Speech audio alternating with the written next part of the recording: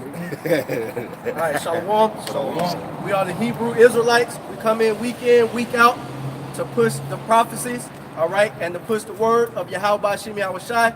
But before we get started, we want to give all praise, glory, and honor to Yahweh Ba'Shem Yahushai Ba'Shem Rakakadash. double honors to the elders and apostles at Gms who continue to teach and rule well, and peace and safety to the occupant across the four corners of the earth that are pushing out this truth and sincerity and putting their life on the line to do so. All right. Now, given everything that's been going on, in the news lately,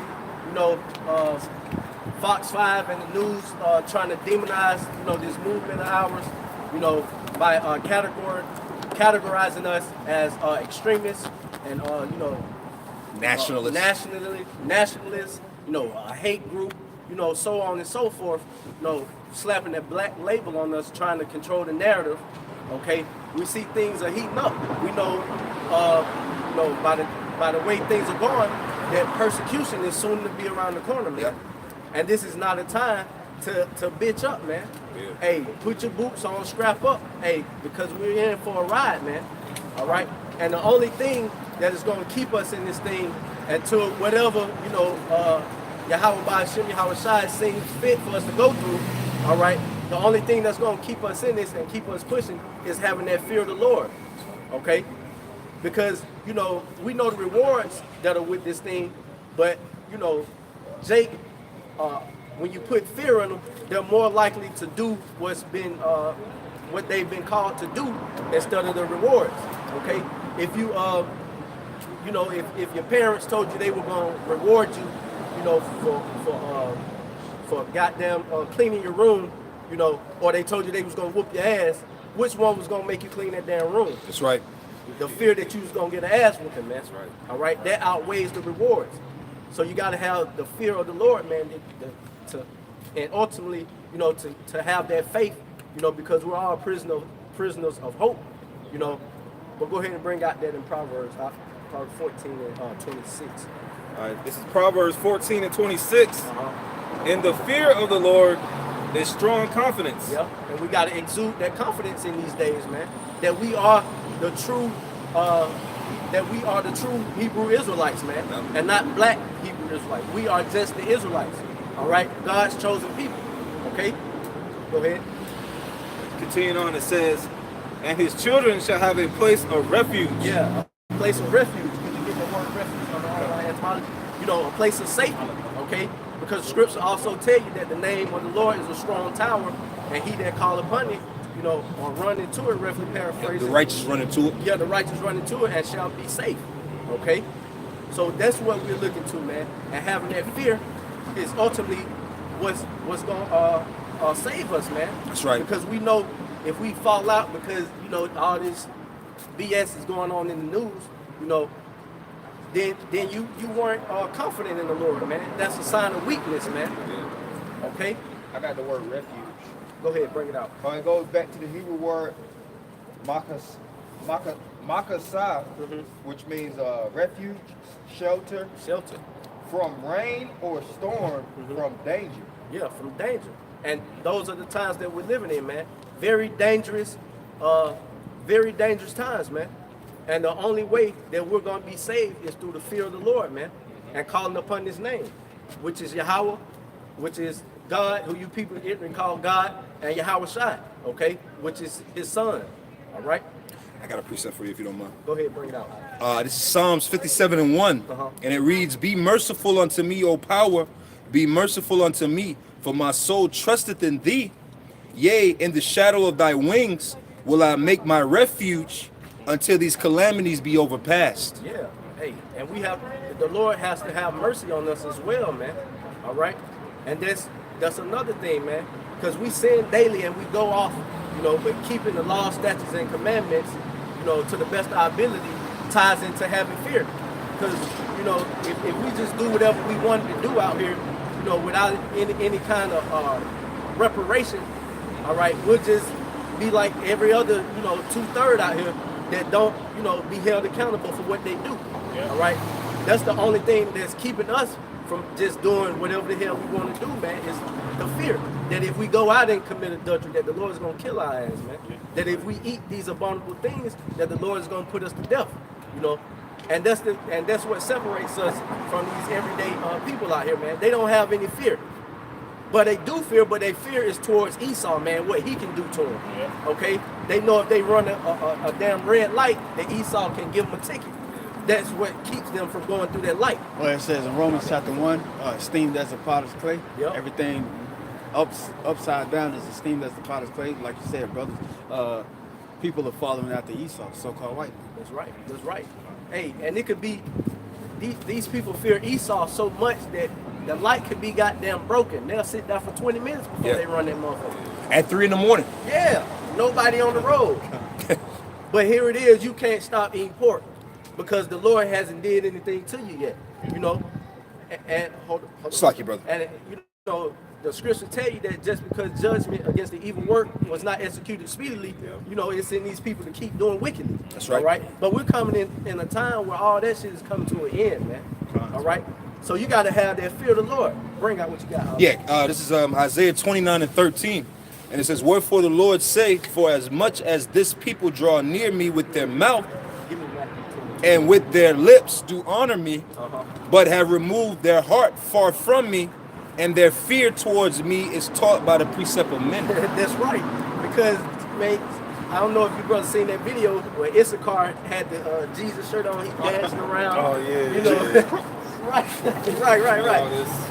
See, that's what the scripture's talking about, man. They do honor him with his lips, but what is he doing for the Most High? All right, in these days to guarantee his salvation.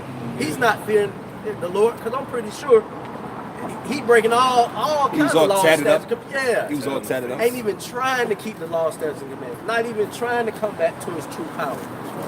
But he dancing around and shucking and jiving with a Jesus shirt on, man. Because our people have the zeal, but it's not towards the righteous power, man. It's towards Jesus Christ, Buddha, Kemet, you know, these black conscious guys. We see with these black conscious guys, man, Satana's losing his goddamn mind, man, pulling out guns and whatnot, man.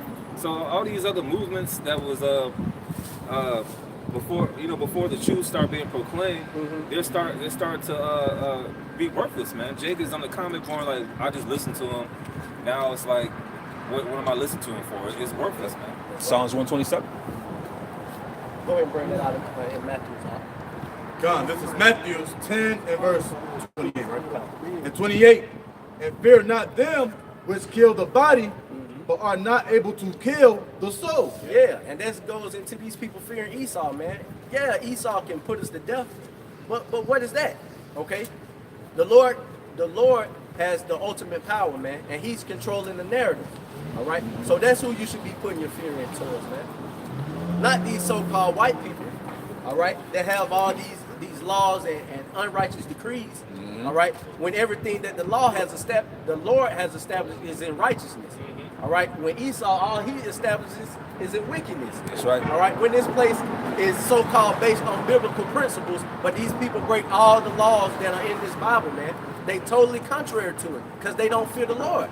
All right, because if they did, they would hold fast to it and do what it causes them to do, man. All right. Now, I don't. Go ahead, bro. Yeah, and you notice it said it can kill the body but not the soul. Well, our souls go straight back up to the Heavenly Father at the end of the day, man. Right. What he's going to do, he's still going to give us a charge for us to do, man. We still got work to do. That's right. We might still get sent back down, or we might stay up, man. But we still got a position to play, our role to play. Yeah, because like it says, fear that can kill the soul, because at the end of the day, the Lord can bring you back retarded. That's right. Bring you back maimed, crippled, blind. And that's why I said it's a fearful thing to fall into the hands of the living power in Hebrews 10th chapter. Yep. And that's why we cooperate with the words of the Lord and do try to, the best of our ability, to follow the law, statutes, and commandments. And where we fall short, that's where grace comes in. That's right. God, this is Matthew 10 and verse 28. And fear not them which kill the body, but are not able to kill the soul, but rather fear him which is able to destroy both soul and body in hell. Yeah, these people don't have any fear, man. That's why they do all manner of wickedness, all right? Because if they did, like I keep reiterating, all these things wouldn't be going on in this society. But the Lord is coming back to put an end to it, man. All right? And that's where the fear ties into. You had a precept or not? Yeah, Con, this is Psalms chapter 118 and 6. The Lord is on my side, I will not fear. What can man do unto me? Nothing. That's a question. Nothing. Okay? Well, he can do something physically, but spiritually you can't do anything, man. Yeah. You like I said, you can kill the body, man, but you can't kill the soul and the spirit, man. Through the spirit and power of Yahweh Shem Yahushai, man. And that's why we're building up spiritually in this place and not carnally. Because anything carnally can be stripped away from you. That's right. All right? But the spirit cannot be. All right? I just want to add to what you were saying, because with that, even if a man touches you, it was signed off by the Lord to do so anyway. That's right. So that's the having the understanding of the scriptures, that wisdom. That's right. That's right. You had one bars off. Go ahead. It's Luke 19. I start at 20. And another came saying, Lord, behold, matter of fact, I just hit the point. And another came saying, Lord, behold, here is thy pound, which I have kept laid up in a napkin. For I fear thee, because thou art an austere man. Thou takest up that thou layest not down, and reapest that thou didst not sow. And he said unto him, out of thine own mouth will I judge thee, thou wicked servant. Thou knewest that I was an austere man, taking up that I laid not down, and reaping that I did not sow. Wherefore then gavest not thou my money into the bank, that at my coming I might have required my own with usury? Right, because the Lord gave each and every one of us a specific talent, which a talent, which most scholars basically calculate a talent is really like the sum of like $1 million in today's finances, so to speak. So he gave each and every individual a portion of a talent, some more than others, and he told him with that talent go and exchange it with your fellow men and bring men into the marriage or bring men into the supper of the Lord. And you had one individual that through fear and basically through naiveness, he hid the talent, meaning he covered up the truth. He knew the knowledge of him being an Israelite. He woke up to the knowledge of Yahweh Shem Yahushai. He knew that he had a duty and a mission to hit the highways and byways and teach. But he didn't do that which was required, and the Lord jacked him up because of that, man. And that's why I said that the Lord is an austere man, because if I'm not mistaken, the word austere goes into the word austeros, which means serious, man. You know, so the Lord is very, very serious when it comes to the dealings of his ministry. And we take this thing just as serious. Can I add something to that real quick? Because like you said, it's a business. It's a business contract between us and the Heavenly Father. I got the word on etymology, entrepreneur, which goes back to the word enterprise, and it's defined as 1828 manager or promoter of a theatrical production. Reborrowing of French entrepreneur, one who undertakes or manages. Can you read that first part over again? Yes. That's heavy right there. This is online etymology, and it's entrepreneur, and it's from 1828, and it's defined as a manager or promoter of a theatrical production. Yeah, and the Lord is the manager of this theatrical production, because the word theater goes into the word theos, which is basically, when you look at theatrical productions, it really started in Greece, when they had the themes, they had individuals in the play, they had the script, then they had the lights and things of that nature. It was all for the entertainment and the coming in of guests. And this is the same thing. We had the theatrical production, we have the light through the Spirit of the Lord. We have brothers on set pushing His word, and the Lord sees that in the heavens, man. That's right. And you got certain men that here it is, it's game time. It's time to actually go out and perform for the word of the Lord. You got the script, you know the blueprint, but you ain't going out and teaching, man. Yeah. What do they call it? Cold feet. Yep. Somebody's supposed to go perform and they catch cold feet. Stage fright. That's the word. Stage fright. for marriage. Cold feet from, well, that applies to them too. It's a marriage too. The Lord said, "Be it all them to the wedding." That's to them social media prophets out there that want to put all types of memes and all this information they got on Esau, man, but they're not out here, laboring, man. Scripture say labor to enter to that rest, man. Not stand behind your keyboard all day, man. Yeah. Because on the ride here, the brother was telling me he walked into a store and heard some Jakes talking about how Esau full of shit and all that, man, yeah, they'll talk that shit amongst each other. Yeah. But when it comes to pushing, you know, and getting out here and actually proclaiming it to the world, they ain't trying to do that, Yeah. man. But they'll talk shit amongst each other. Because who don't know at this point that Esau's the goddamn devil? Right. But who you gonna proclaim it to? Are you out here trying to, you know, wake up your people? No. Go ahead, Bob. This is the book of Proverbs 28:1. It says, the wicked flee when no man pursueth, but the righteous are bold as a lion. That's right. Hey, bold, yeah, bold as a lion. It takes boldness to come out here and do this every week, man. Knowing that any day now that Esau can roll on us. And that's what's keeping these guys from coming out here. They scared, man. They scared. Scared. Okay? We scared too, but we scared of the Lord and what he can do to us. We not scared of Esau. Man, forget Esau, man. He gonna do what he gonna do. Esau And scared. and it's all orchestrated by the Lord, like the brother keeps saying. So whether you come out here and preach the word or not, if you're a self-proclaimed Israelite, you getting rolled on. Whether you come out here on the highways and byways or not. Yeah, If you got an Instagram page and you claim Yasharallah or Yisrael or whatever, man, It don't even matter. it doesn't matter at this point. You point fingers, this man, still, it don't matter. If you are a self-proclaimed Israelite and you out here promoting it, and Esau got a tab on you, because best believe he do, then you gonna face the same persecution, man. Yeah, he said endure unto the end, Yeah. endure unto death, or you get beamed up in the chariot with your life like Elijah. That's right. You had something you want to add? Come. I got a quick precept. Go ahead, Marcel. Going back to that lion, like the brother said that the righteous are as bold as a lion. This is Proverbs 30:30. I started 29. There be three things which go well. Yea, four are comely and going. A lion which is strongest among beasts, and turn them not away for any. That's really the main point.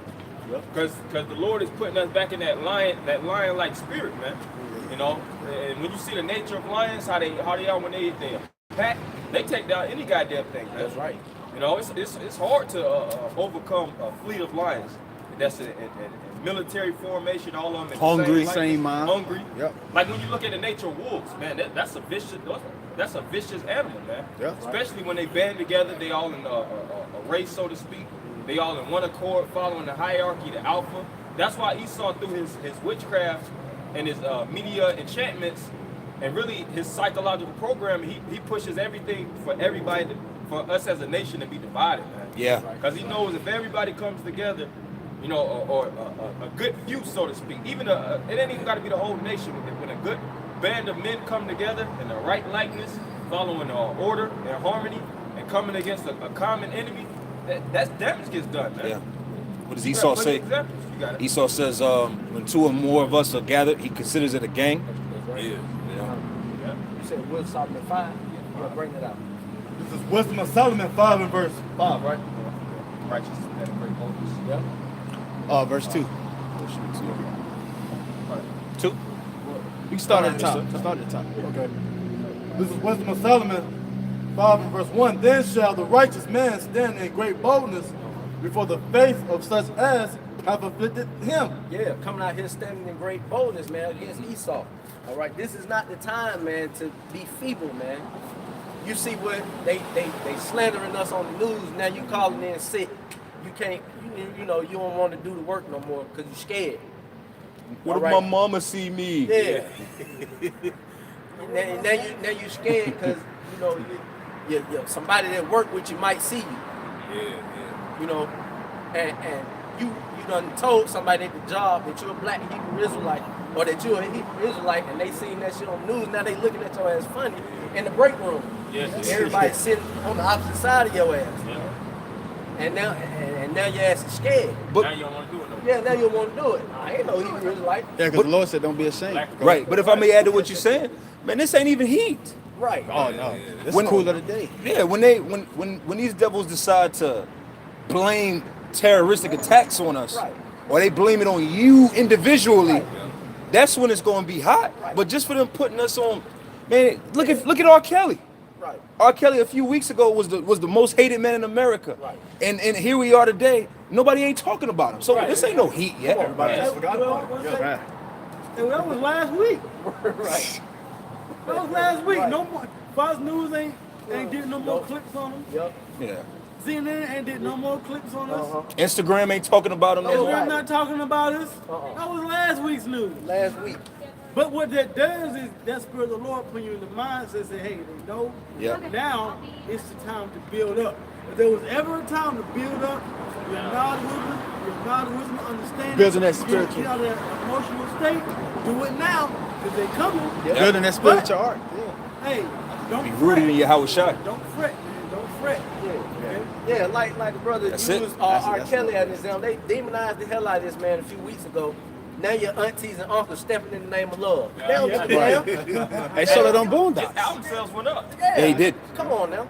And that's the thing about this truth too, you know, when this devil comes down and he comes with his propaganda to demonize us, Yeah. that's really a good thing. You can't look at everything like a negative. Oh man, this white man talking shit, man. Yeah, that's over. That's a good thing, man. Yep. Like Pastor R said, we getting when it says we gonna get fame in every land, we're gonna Notoriety. get fame through notoriety and infamy, man. It's like the stock market. Yeah. Stocks raising Whether up. they look at us good or whether they look at us negative, the men in the scriptures in that time, see, we read about it now, and everybody glorifies and magnifies these men. But during that time when Paul was out preaching, he was most hated, man. Yeah. Most wanted. You have 40 plus men that they said they ain't gonna eat or drink. 40-day, basically a 40-day fast till they killed Paul, man. Right. You know. You know, there was probably bounties out on the men of the Lord back then. Yeah. You know, man, bring his head on a silver platter. I give you 100 racks or whatever. You know what I mean? It had to be that way because Paul was he escaped throughout a basket. Yeah, because like the brother said, this not even really heat. They was just yelling at a few Edomites, man. A few high school Edomites calling them incense babies. Wow. This country promotes freedom of speech, don't they? Yeah. Right. Yeah. So what's the problem in that? They ain't go out and do nothing to nobody. But when they start blaming these terrorist attacks and start, creating propaganda against you, Yep. Big lies. yeah, and you scared now, you gonna shit on yourself when that comes. Yep. Yeah. You might just go ahead and give up the ghost, man. If you scared over this. You said you had a pretty something. Yeah, I do, if you don't mind. This is Sirach 2, and I started at 12. And it reads, woe be to the fearful hearts and faint hands and the sinner that goeth two ways. Woe to him that is faint-hearted and believeth not. Therefore shall he not be defended. Yeah, faint-hearted. You scared.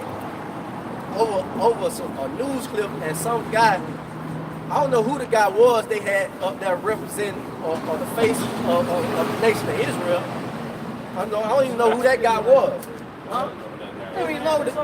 Hey, you talking about the guy that was the They shit, know who they are. man, like a dentist, man. Right. I mean, it's Right, not, right. They know he's not. But regardless, this word is really already out there. Yeah. Anybody can go on Facebook and post. Now, when you watch CNN or RT or Fox News, they pull them. Like, if you watch the clip, you look on the top left or bottom corner, it'll say so-and-so / courtesy of Facebook. This word is out there. Right. You know what I'm saying? Anybody can, somebody passing by can film us and then send that shit to CNN. Via Facebook. Yeah, via Facebook. You know what I'm saying? But we out there, because guess what? It's the truth. This is whether or not you're strong enough to take what's coming. That's right. That's why Yahweh Shai said that we are to abide in him. That's right. You know? Got the guy up here, he ain't pulled not one precept answering this man question. Yeah. On his own goddamn. Like a high mind. school counselor. Yeah. And the Yeah, devil he chasing trimmed them. this way too, man. Talking about some you with this devil trying to actually, when you actually read between the lines how this cracker was talking, he was basically trying to say that he was like a terrorist. He said, you said that you're the Israelites, what about the individuals in Palestine? Yeah. He was like, you're gonna have to fight those Palestinians over the land. He said something to that degree. Yeah, he But did. basically Yeah. saying like, all right, we're gonna have to go to the, which we already know what the prophecy says. You know, through the Spirit of the Lord is gonna initiate the fight, man. Yeah, Amos the first chapter. That's right. What about the scriptures, even like ancient Egypt? When Egypt fell, Moses didn't have to lift up the sword. The Lord delivered Moses. The Lord delivered the children of Israel. Same thing now, man. With 1 Kings the 8th chapter, the Lord said that he heareth the prayers of those, he prepareth the battle. Yeah, we don't got to lift a hand up to do nothing. That's right. You know, and we expect that too. So we're gonna throw that out there too. We expect more. These zealots. If you notice, they're not calling them prophets of the Lord or teachers of the Bible. They're calling them zealots. How many American people know what the hell the word zealot means? That's an ancient word that they're trying to put a vibration on. And you zealot camps, you're gonna finish your lane. You know, the Lord has you in a spot. You want to be angry. You want to be hot for the word. Well, the Most High is going to use you for that, and more zealots are going to start doing zealot shit. Yeah, just like the scripture says, the prophets are subject to the prophets, or the zealots are subject to the zealots, man. That's right. Zealots got to do their thing too. Yeah, they gotta do their thing, man, because they're saying, like, last week Adam Abbott said, who's ready to kill for your house, shy and whatnot. They already put that narrative out there, man. You know, And they don't right into his hand. and don't get scared. Use zealots either. When it's time for you to do some zealot-ish, don't get scared now. Don't try to see. The thing is too, like you were saying, don't try to get spiritual when it's convenient. Yeah. Nah, if you're carnal, stay carnal. Yeah. Unless you have unless you repent and get that evilness off of you. But if you're gonna be in that nature, stay in that nature. You know? Right. That's right. Reread that Proverbs. I want to get back into 14:26. Because we're going into, having that proper fear of the Lord, and and how that's going to be beneficial in the day in which is to come. But you people that don't have the proper fear, hey, it's going to be a judgment for you as well. Okay, reread that out and then go ahead and ask. all right, this is Proverbs 14:26. And the fear of the Lord is strong confidence, Yep. and his children shall have a place of refuge. Yeah, his children. Who are his children? All right. Who are his sons? The Israelites. Okay. The ones that fear him, are going to be the ones that are safe in those days. That's right. And I'm gonna bring out an account. Go ahead. Where Ananias and his wife held back. Because they didn't fear the Lord. The Lord see y'all trying to pocket, the offerings, man. Yeah. And see what happened to him. Go ahead. This is Acts 5 and verse 1. But a certain man named Ananias was Sapphira, his wife, sold a possession and kept that part of the price. Yeah.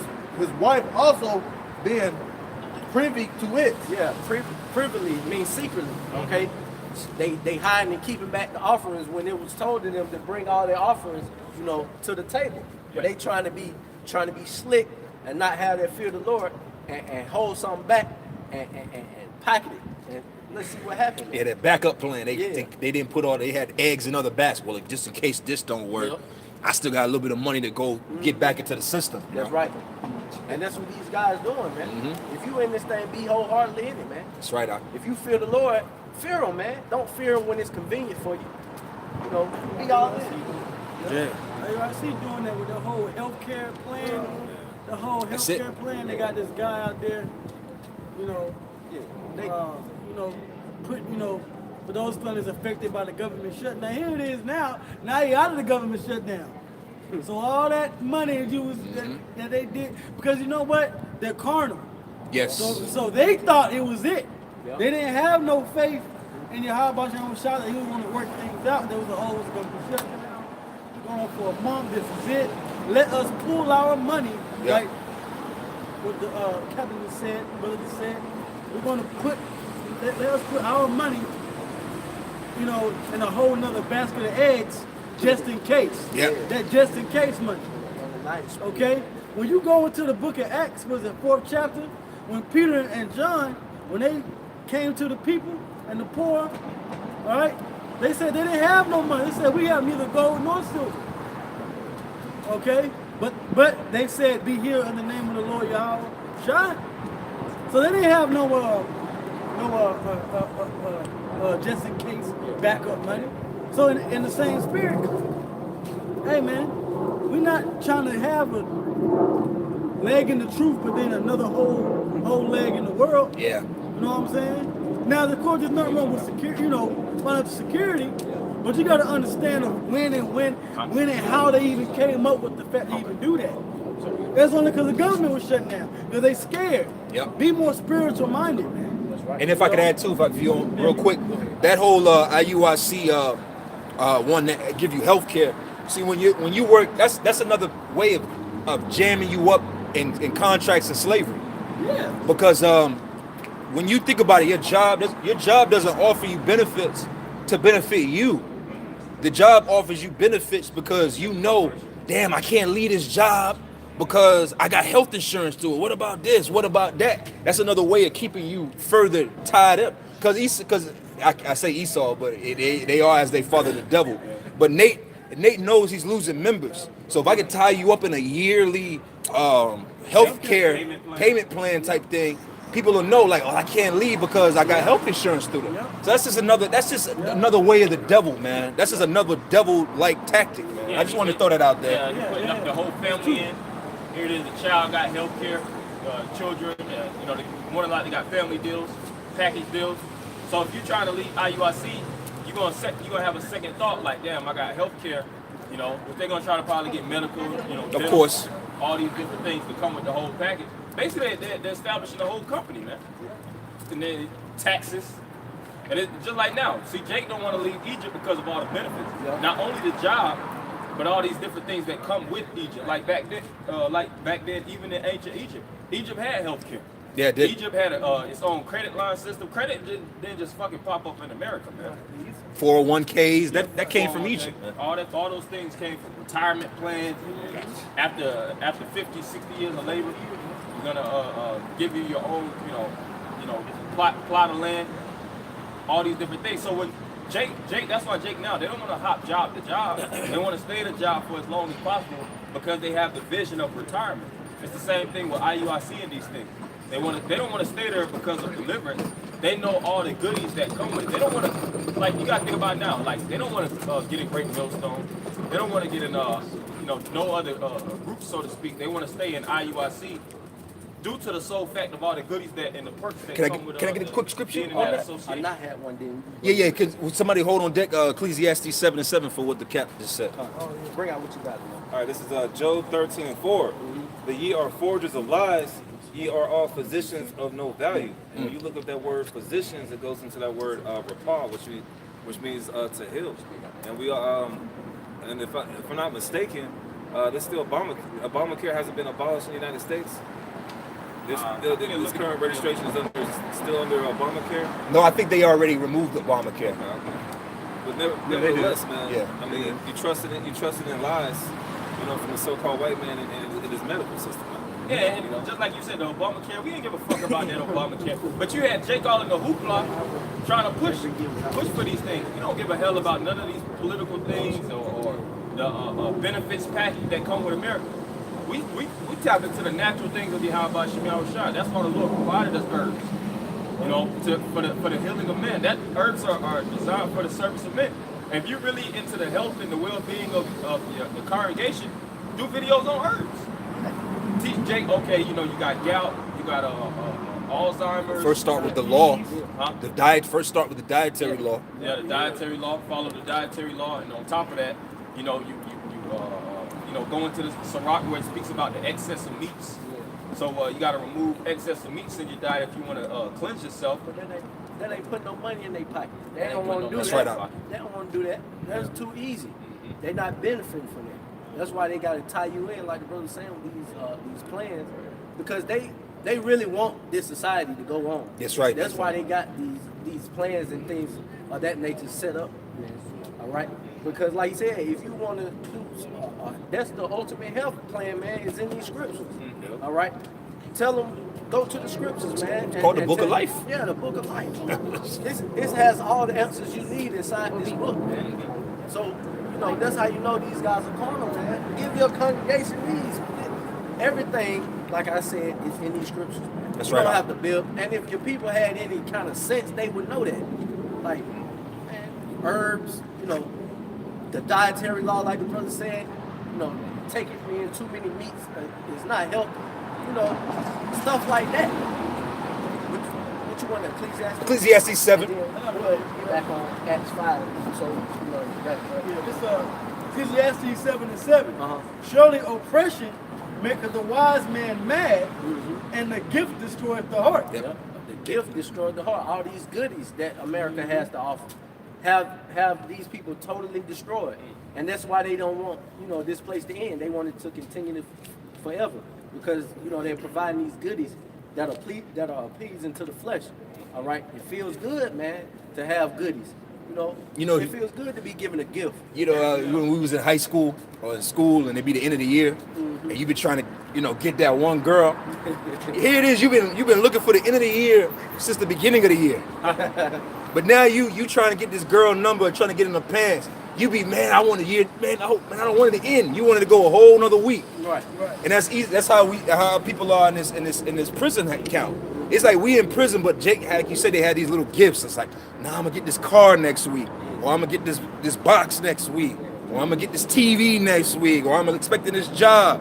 And they will further on their captivity, just in the pursuit of carnal shit. It's crazy. Going out there with man, their minds for carnal things. That's it. That's why Scripture says in the law, take no gift, because it blinded the eyes of perverted judgment. That's it. And the more little goods you get, like when Moses was in Egypt, Moses was trying to get the fuck out of Pharaoh's house, man. Yeah. They was giving Moses all kind of things. He was like, nah, man. This is General of the army and all that? Yeah, it was top guy. Like when kings, like a European kings, French nobility, when you meet with the king, say for instance, the king of Spain come to the king of France. In most cases, you don't come empty-handed. Never. That's disrespectful. Yeah. That's part of their duties too. That I did a video on that. It's part of their duties, giving out gifts and stuff like that. And you know what's the ultimate gift that could have been gave to you so-called Negroes, man? Obama. They put Obama in office, and now you think we on the up. We on the up and up. We ain't enslaved no more. They switched we had their a skin black color. president. Man. Right. All these mayors and governors throughout the country Right. are all now black, and they're women. That's another part of that gift too. Yeah. He's appeasing. This devil is appeasing the women of our nation by giving them women leaders and shit. Who's the lady, the mayor in the city of Atlanta, Keisha? Oh, well, you got this, Kiki. Yeah, you got this new Jake, this Jake Coy Booker, Jake running for president 2020. Yep. See these gifts, man. Now these people. Asking for reparations, he want $1 billion in reparations for Yeah. Jake. That's- And he's running for office. So you Shit, I hope Jake get it. reparations. Yeah. Shit, I hope I get it. Goddamn it. Hey, but you know we all is all for not. We know that these riches are gonna come to nothing. But hey, if Jake wanna protest for goddamn reparations, hey, give me my chunk, nigga. Why on this shit? I and then I'll step down and let another go. I'll take it. That's 5 and 2. Gladly. That's 5 and 2. And kept back part of the price, his wife also being privy to it, and brought a certain part and laid it at the apostles' feet. But Peter said, Ananias, why have Satan filled thine heart to lie to the Holy Spirit? Yeah, Peter saw right through their ass, man. Like, come on up off of it, man. Where the rest of it at? Right? You trying to be slick, man. Come up off of it, man. That's how you know the Lord was dealing with Peter, man. You try to get one over on the Lord, man. And you know how Jake is when they giving you money, they paying you back. Yeah. They always got they had little shaky hands and shit, you know. Yeah, I got 10 now. I get a rest to you when I get to you. Got Scratching the whole the 20. neck. Give it to me. Yeah, I get 10. And he got 500 in his Yeah. goddamn back pocket. Off of it, man. With some loose waters on And then he'll give you the tennis all crumbled up like you ain't never touched it. Like you just got the shit off the ground. Next thing you know, you got them turn around with a big bulge of goddamn money on his head. Walking away. Yeah. And they had the episode like that on Fresh Prince. When they was burning the money. Will Smith and Will Carlton and, and what was it? Uncle Phil. Uncle Phil. It was in that cave, right? It was in that Yeah, cave. yeah. And they was in there like, you didn't have some money. He was like, what happened to all the money? He was like, yeah, I guess we burned it all. All that goddamn money. Yeah, that's Jake, man. Ananias, man. Go ahead. Come and reread it. Verse 3, but Peter said, Ananias, why have Satan filled thine heart to lie to the Holy Spirit and to keep back part of the price of the land? Because they ain't have no fear. Go ahead. Con, wells it remained, was it not thine? Con, whilst it remained, was it not thine own? And after it was so, was it not thine own power? Why hast thou conceived this thing in thy heart? Thou hast not lied unto man, but unto Yahweh. Yeah, you ain't getting over on the Most High. You may deceive men for the time being, but the Lord sees it all, man. That's He right. know you ain't. He know you don't have the proper fear. He know you're not, doing the things that are necessary or that are called of you. But you have it on the forefront as if you are. Man, the Lord sees right through that shit like Peter just did Ananias, man. That's right. Yeah. Don't the scriptures say his eyes are upon the simple kingdom? And in Ecclesiastes it says what? He judged you in every secret thing, whether it be good or evil. Right. Yeah, so you can't hide away from the Lord. How about Shemel Shah, man? That's right. Go ahead. Khan, verse 5, and Ananias, hearing these words, fell down. Right on the spot. Drop He got dead. cut. Drop dead, Yeah. man. And what's this? And gave up the ghost. Yeah. Amen. On the spot. Yeah. Go ahead. Khan, and Read great. 10. Khan, and should read Read 10? down 2:10. Oh yeah, Khan. And great fear came on all them that heard these things. That'll mess your head up, you see that. Peter just slapped, rebuked the hell out of him, and he just dropped dead. Right. Man, everybody was in line at that point. Right. Like, oh, hell no. I know, they was giving extra. Right. Like, fuck it. You goddamn bet everybody that came after him gave everything, goddamn. That's it. That's it. I promise. That's everything. Driving back to the house, getting the remaining. Hey, take an extra cow while you at it. Serve it off my back. Yeah, because the Lord provided. The Lord didn't just leave everybody stranded. Right. Yeah. And they was getting these things together for a good cause anyway, to disperse it amongst everybody. But you got Jakes like Ananias trying to hold on to what he got. Because you know what that is, like how you said, that applies to today. Because our people in this world, especially in Babylon, they have a capitalistic mind frame. They're all about their own capital gain, how much money they have. But what they were setting up is what Esau demonizes too. That socialism, where socialism is when you all think about the greater good of the society, and then it gets passed out, or a little bit of communism, where the king deems what everybody does, and so on and so forth. Right. But Esau, he demonizes that because why? He wants you to be in a capitalistic, selfish mind frame of this is my money, I worked for it. To hell with where you at. I don't care if you're poor, you didn't work hard. That's that. Jake gets that mind frame from the capitalistic ways of Esau, you know. And if we did it that way, Esau want to have his hand in the goddamn cookie jar, but if his hand not in the shit, he don't. It's not going. Yeah, because even how funds is distributed even today, it's real ass backwards, man. Yeah. They take their taxes off the top of it first, then give you your goddamn money at the end of the 2 weeks. Yep. They get theirs, a pinch of theirs off top, and then give you what's left of it. Yep. Fucking That's wicked, devil, man. that's devil for you, man. That's it. I gotta Go ahead, bro. to tie in with that. This is Malachi 3:8. Yep. And it says, will a man rob Yahweh Shem Yahushua? Yet ye have robbed me. Right. But ye say, wherein have we robbed thee? In tithes and offerings. Ye are cursed with a curse, for ye have robbed me, even this whole nation. Bring ye all the tithes into the storehouse, that they may be meat in my house, and prove me now herewith, saith the Lord of hosts, if I will not open you with the windows of heaven, and pour you out a blessing, that there shall not be room enough to receive it. That's right. Yeah, that's Jake, man. Jake got that real robbing, stealing mentality, man. And that's why our nation is even in the condition that it's in now, because when we had a system that was flowing like a well-oiled machine, Jake was trying to break the machine down, man. That's Here right. it is. Money was supposed to be distributed to the priests. The priest's main obligation was to cleanse the nation through sacrifices and atonements to keep the nation in consecration. But Jake wanted to relieve their financial duties and keep back portions of the bread, man. You know, and you see Jake today. Here it is. Jake back then. Here it is. They had the finances to help and build. They didn't want to do that. But you'll see Jake today. What does that money go towards? A fucking $100,000 car. $200,000, $300,000 cars in a strip club, man. Look, remember Jake a few years back? Maybe a lot of you brothers may not remember, but what was Jake at? St. Louis?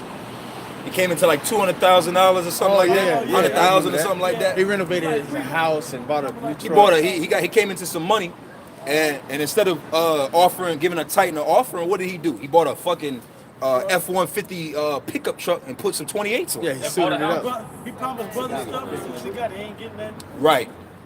And that's why I'm talking about Michael Jordans. He was like, one on the brothers max, and I ain't getting the Jordans, and paid tithes. He said, man, you didn't. He said, I forgot, because the one dude was mad at him because he didn't get no Jordans. That's the one that told the elders and apostles that he didn't do it, because Yeah. he was coming from a selfish. He wanted to be dripped Yeah, out. he wanted to be dripped out, so he got a little jealous, and it was, problems in the inside, so he told him apostles. And then he told him about the tithes. Told him he's supposed to pay a portion of the tithes, and he was like, man, you didn't say nothing about paying no goddamn tithes. What? But Yeah. I'm thinking like, why didn't that first actually register in your mind? Yep. Okay, I done run into 100,000. Let me give a portion up. Hey, you got certain guys in the mob that's more loyal. Like I forget how the saying goes. Loyalty amongst thieves. Yeah. Here it is. These niggas in the mob and the mafia. Honor Honor among among thieves. thieves. You had this one guy, Michael Francis. He was making like $8 million a fucking week. Making billions.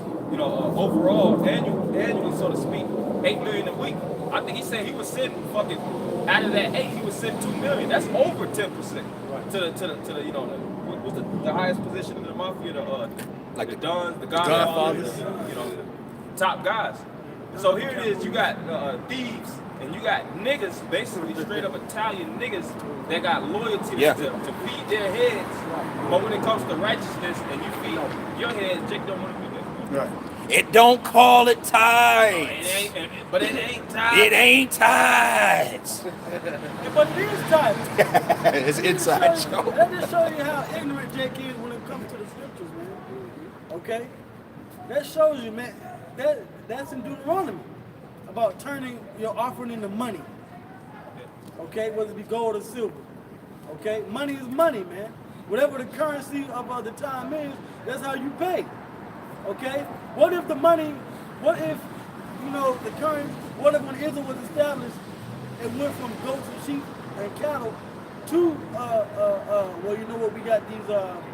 we got these notes, these contracts, okay? And then that's just the currency of the world.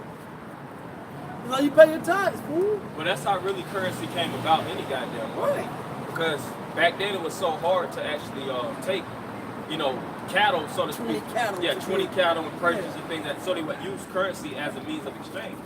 You got it, bro. Weight in the value in gold. That's the Slide to hey the man. Scar. I got you, bro. Yeah, but that was the means of exchange. That's why the word currency goes into the word current. That was the current means of financing. Like if you would have cattle, or you would have let's use cattle for instance. If you have a bulk of cattle, and you would look to purchase, say if the bartering was out the way, then you would actually use money. You would use money to actually purchase things of that nature. But you got it.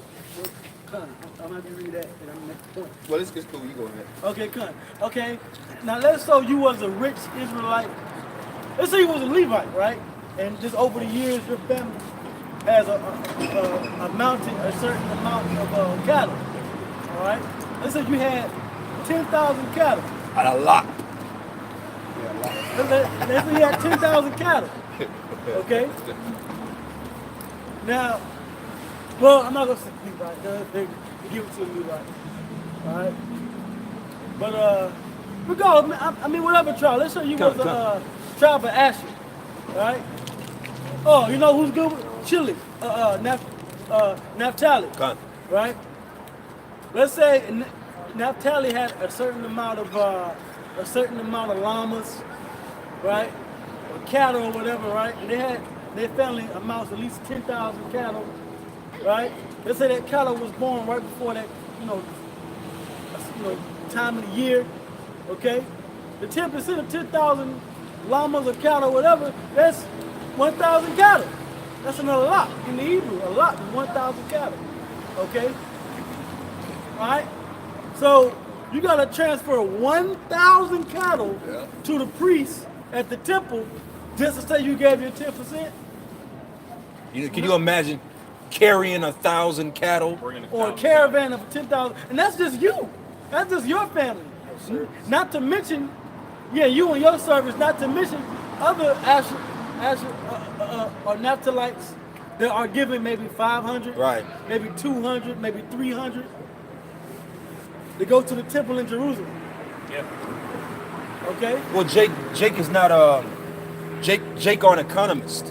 No, they're not. They don't have an economist spirit. They don't, and that's how you know that they're not. And I just want to add, that's how you know that they're not fit to rule the kingdom, rule the nation, because they don't have an economic mind frame. You know that they don't know how to control their own economy, let alone to see, like what you're saying, be able to see. Like, can you imagine how much traffic of goods that would be?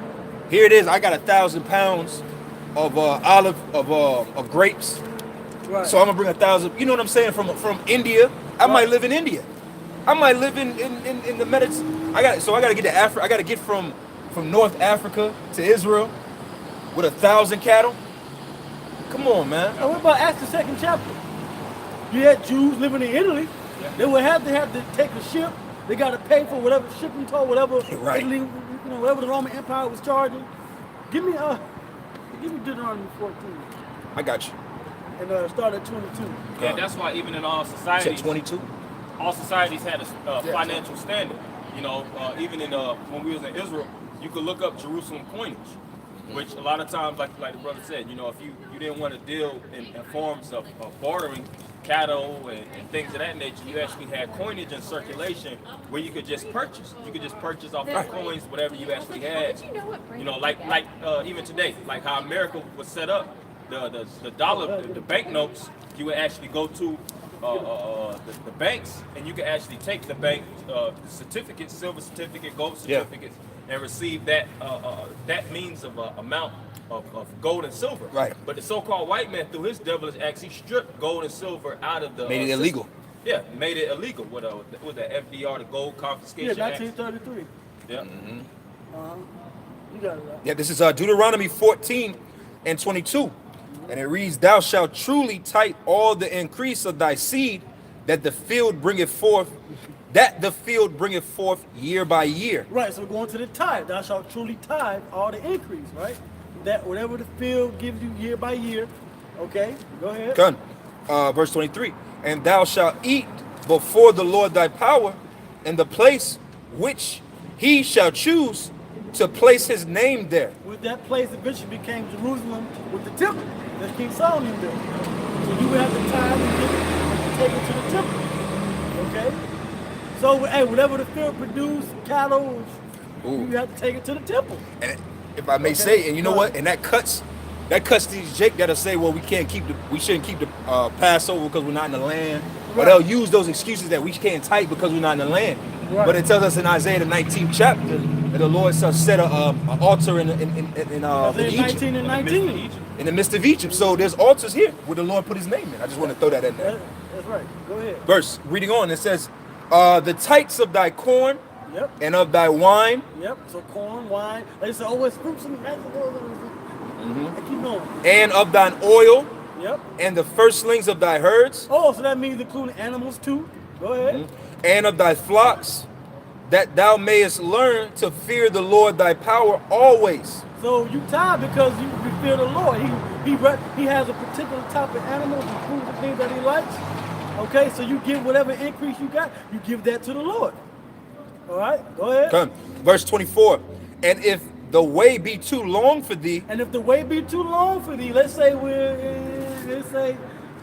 like I mentioned at the 2nd chapter, we had Israelites from Italy, from Elam, from Rome, from Egypt, Pathros, Cush. Far East. Okay, yeah, the Far East, Asia Minor. The way was too long to go we talking about hundreds of miles all the way to the temple in Jerusalem. Yeah, that's why you had priests set up in different areas to take possession. Right, that's why you had synagogues. But actually the law said you got to come to Jerusalem to the temple. Yeah. Okay, which of course those priests would get them ready for that. Okay, well Passover was coming, so we now all have to go to Jerusalem. Okay, go ahead. Done. I'm gonna start 24 at the top again. Yep. And this is Deuteronomy 14 and 24. And it says, and if the way be too long for thee, so that thou art not able to carry it, So or I can't carry a thousand rams to Jerusalem. Imagine you're in Crete, the island of Crete, but you got, you're an Israelite, your family's on Crete, but somewhere on the island you got 500 sheep. Imagine transferring 500 sheep onto a boat, or that's going to take you to with other Israelites. the coast, right? With other Israelites, with their cattle and their sheep. Yeah, that's too much. Way too much. That's why you had a medium of exchange. The Lord set it up, man. He had these provisions set up in the law. Okay, go ahead. Done.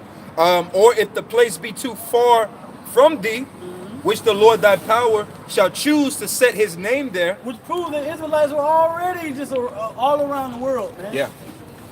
Okay, and this is talking about in the time of Moses. Okay, but he knew that, beyond this, Israel was going to be everywhere, because that's just how he did with Abraham, Isaac, and Jacob. Lot was over here, Abraham was over here. That was just that type of family we had. But if I may add to what you're saying, that's the point of the law, because the law is supposed to dictate you as an Israelite no matter where you are in the world. That's why with the dietary law, the Lord didn't say, yeah, well, you could eat red snapper and grouper and flounder or this and that. He just said if it don't got fins and scales, don't eat it. Right. Because I may live in North America.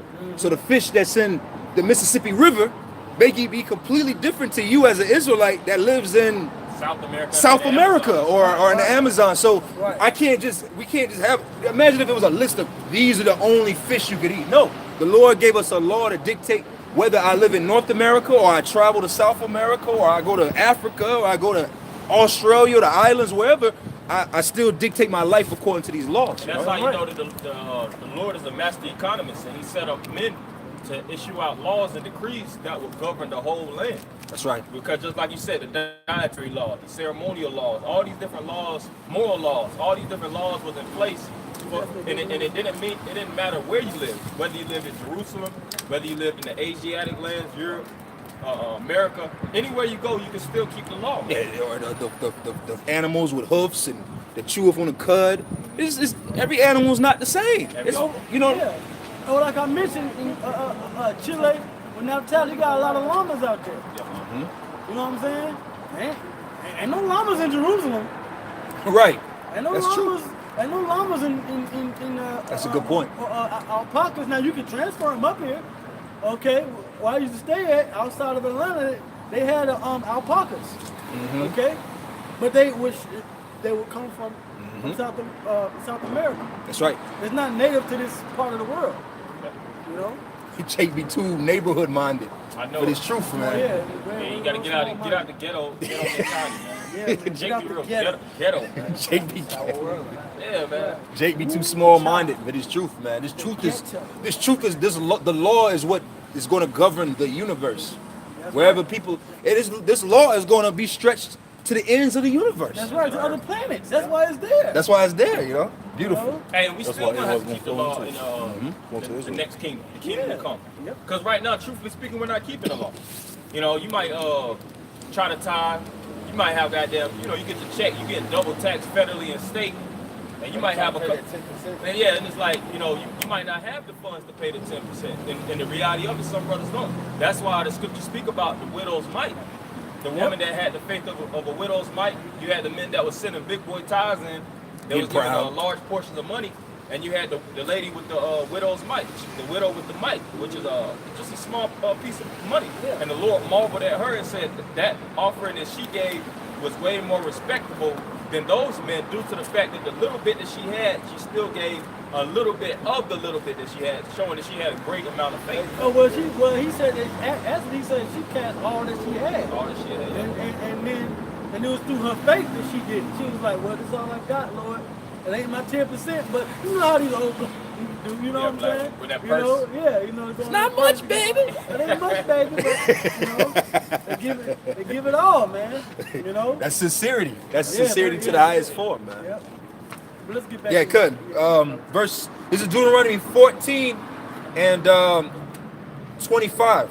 And it says, and then shalt thou turn it into money, Ooh, they just do what? and then shalt thou turn it into money. No, you gotta have. You gotta turn it into. It can't be an adult goat. You gotta get a little kid. Right. Nah, man, it turn it into money. Money. Okay. That's what I said. I said it's an inside joke, I brought that up 2 or 3 times when brothers was in there, cause Oh, when we brought that cutout, when he It's in was there. doing, he was digging them pockets of. yeah, he He's had like, he yeah, had yeah, to turn come the out pockets there. upside He's down. 20%. He was He's turning them pockets up like he's like a- a goddamn bully, man. He's 11%. I'm gonna give an extra. Jake, man, anybody that's got a, like you said, there's some of us that, like you said, on the Esau's rulership, we can't tithe the way that we want to. Because here it is, Esau, he's expect his bill money on the dot, but he pay you when he feel like it. We're not being paid the way that we should be. But again, any Jake that's that has a problem with tithing, offering, giving to brothers, he's not kingdom minded, man. He's really a traitor. He's a leech, you know. I'm gonna keep. Because really, you giving Start this back from the shows, top. it I will. shows a level of compassion that you ain't really possessed by physical gains. You know, it's all about like Scripture speak about the abundance of the heart. And when what you give is acts of charity. That's why the Scripture speaks so much about charity, Yeah. charity. You know, because really in the New Testament, you know, the priests were getting the one up on Jacob. You know, through tithes and offerings and all Right. these different things, and the money changers and all these different roles in the government, Right. because they was being capped. They was being capped on by the Romans. Roman Empire, so they was like, shit, we gotta put a double tax on them. Yeah. You know, because it's like whatever they was getting, they was still being government sponsored, so to speak.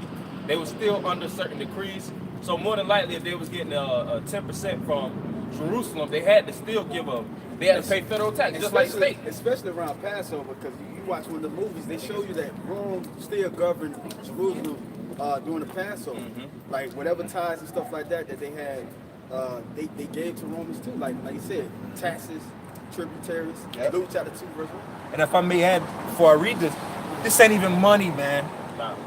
You catching feelings and getting spiritually butthurt because you got to give this money. That just goes to show you how carnal you are, even so, because this ain't even money we dealing with. The same Jake that we referencing, we're not gonna say his name, you know, but the same thing about the fact that you making a point about it not be, you can't say it's tights, bro.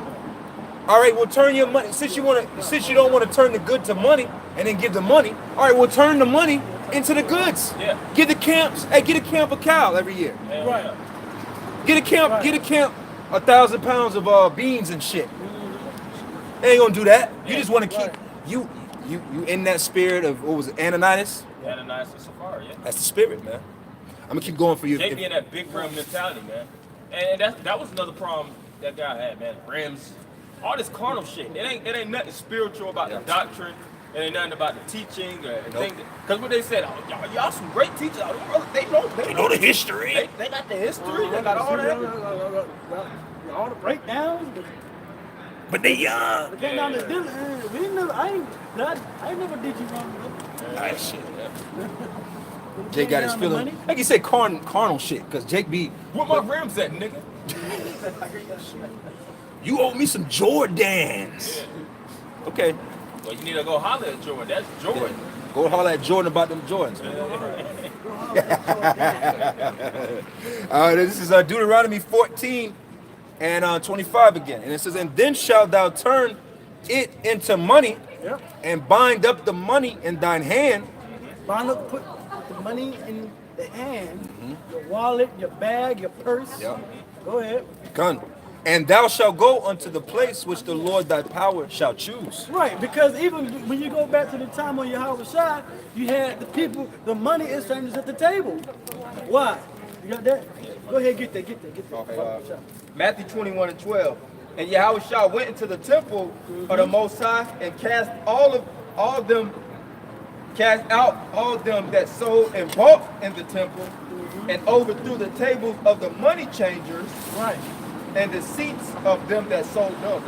Right, right. Now, why did they have money changers? Because during that time, Israel was scattered everywhere. So Israel was coming on long journeys from Asia Minor, Asia, Africa, okay, Europe, into Jerusalem. They couldn't take sheep and goats in there, so they would have to go to the money changers, and they would have to change currencies. Because because of a shekel, right? Your shekels or your shequoyim, all right? Okay, it may have been a different exchange rate. That's where they get it from today. Yeah. You have your exchange rates. Go ahead. Well, you can bring it out. Yeah, and this is under money changer. I got a precept after that. A money changer is a person or organization whose business is the exchange of coins or currency of one country for that of another. That's right. This trade was a predecessor of modern banking. It was a predecessor of modern banking. That's how the Rothschilds and Rockefellers got rich. The World Reserve Standard of That's why U.S. currency. The table. When you go to the bank, you sit at the table. That's right. That's right.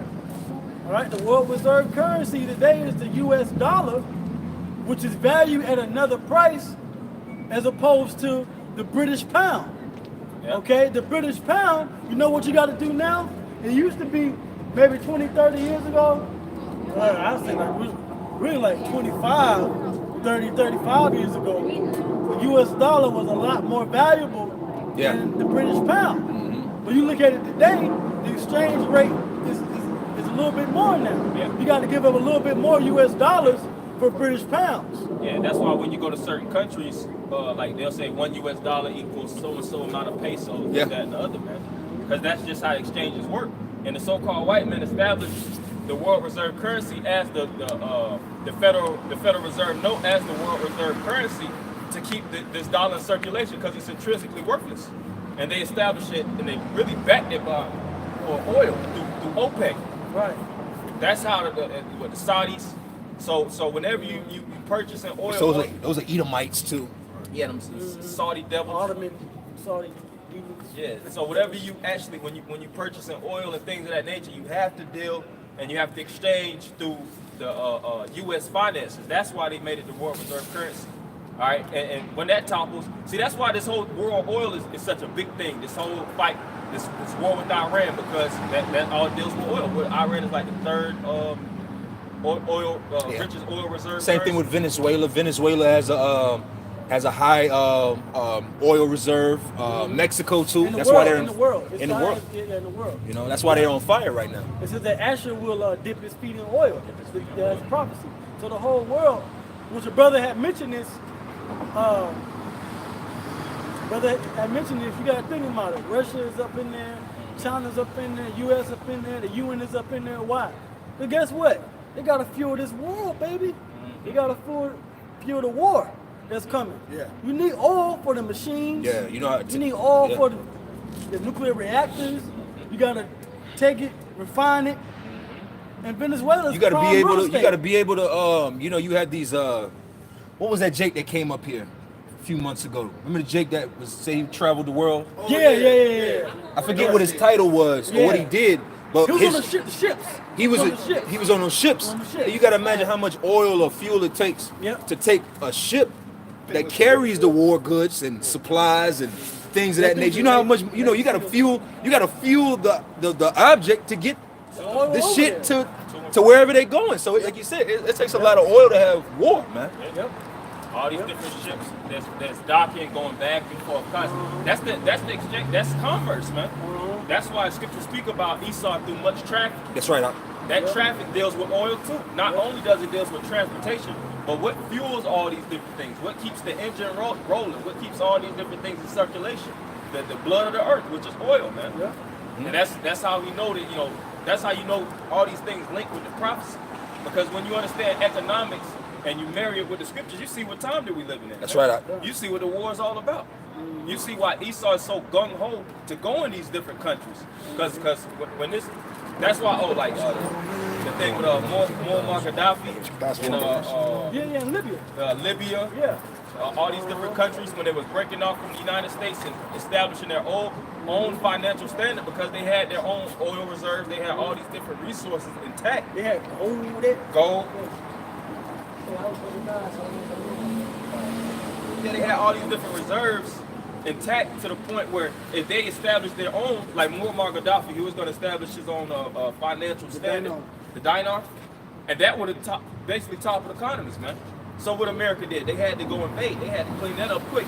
But they know if these different countries establish their own and break away from the United States currency, then the dollar's going to be nothing. Then this whole system is going to collapse. And that's where you get BRICS from. Yep. You got, is it Britain? Yeah, it's Brazil, Russia, India. Yep. India, South Africa. Say it again, Slovakia. Brazil, Russia, India, China and South Africa. Right. Now, that's to establish BRICS.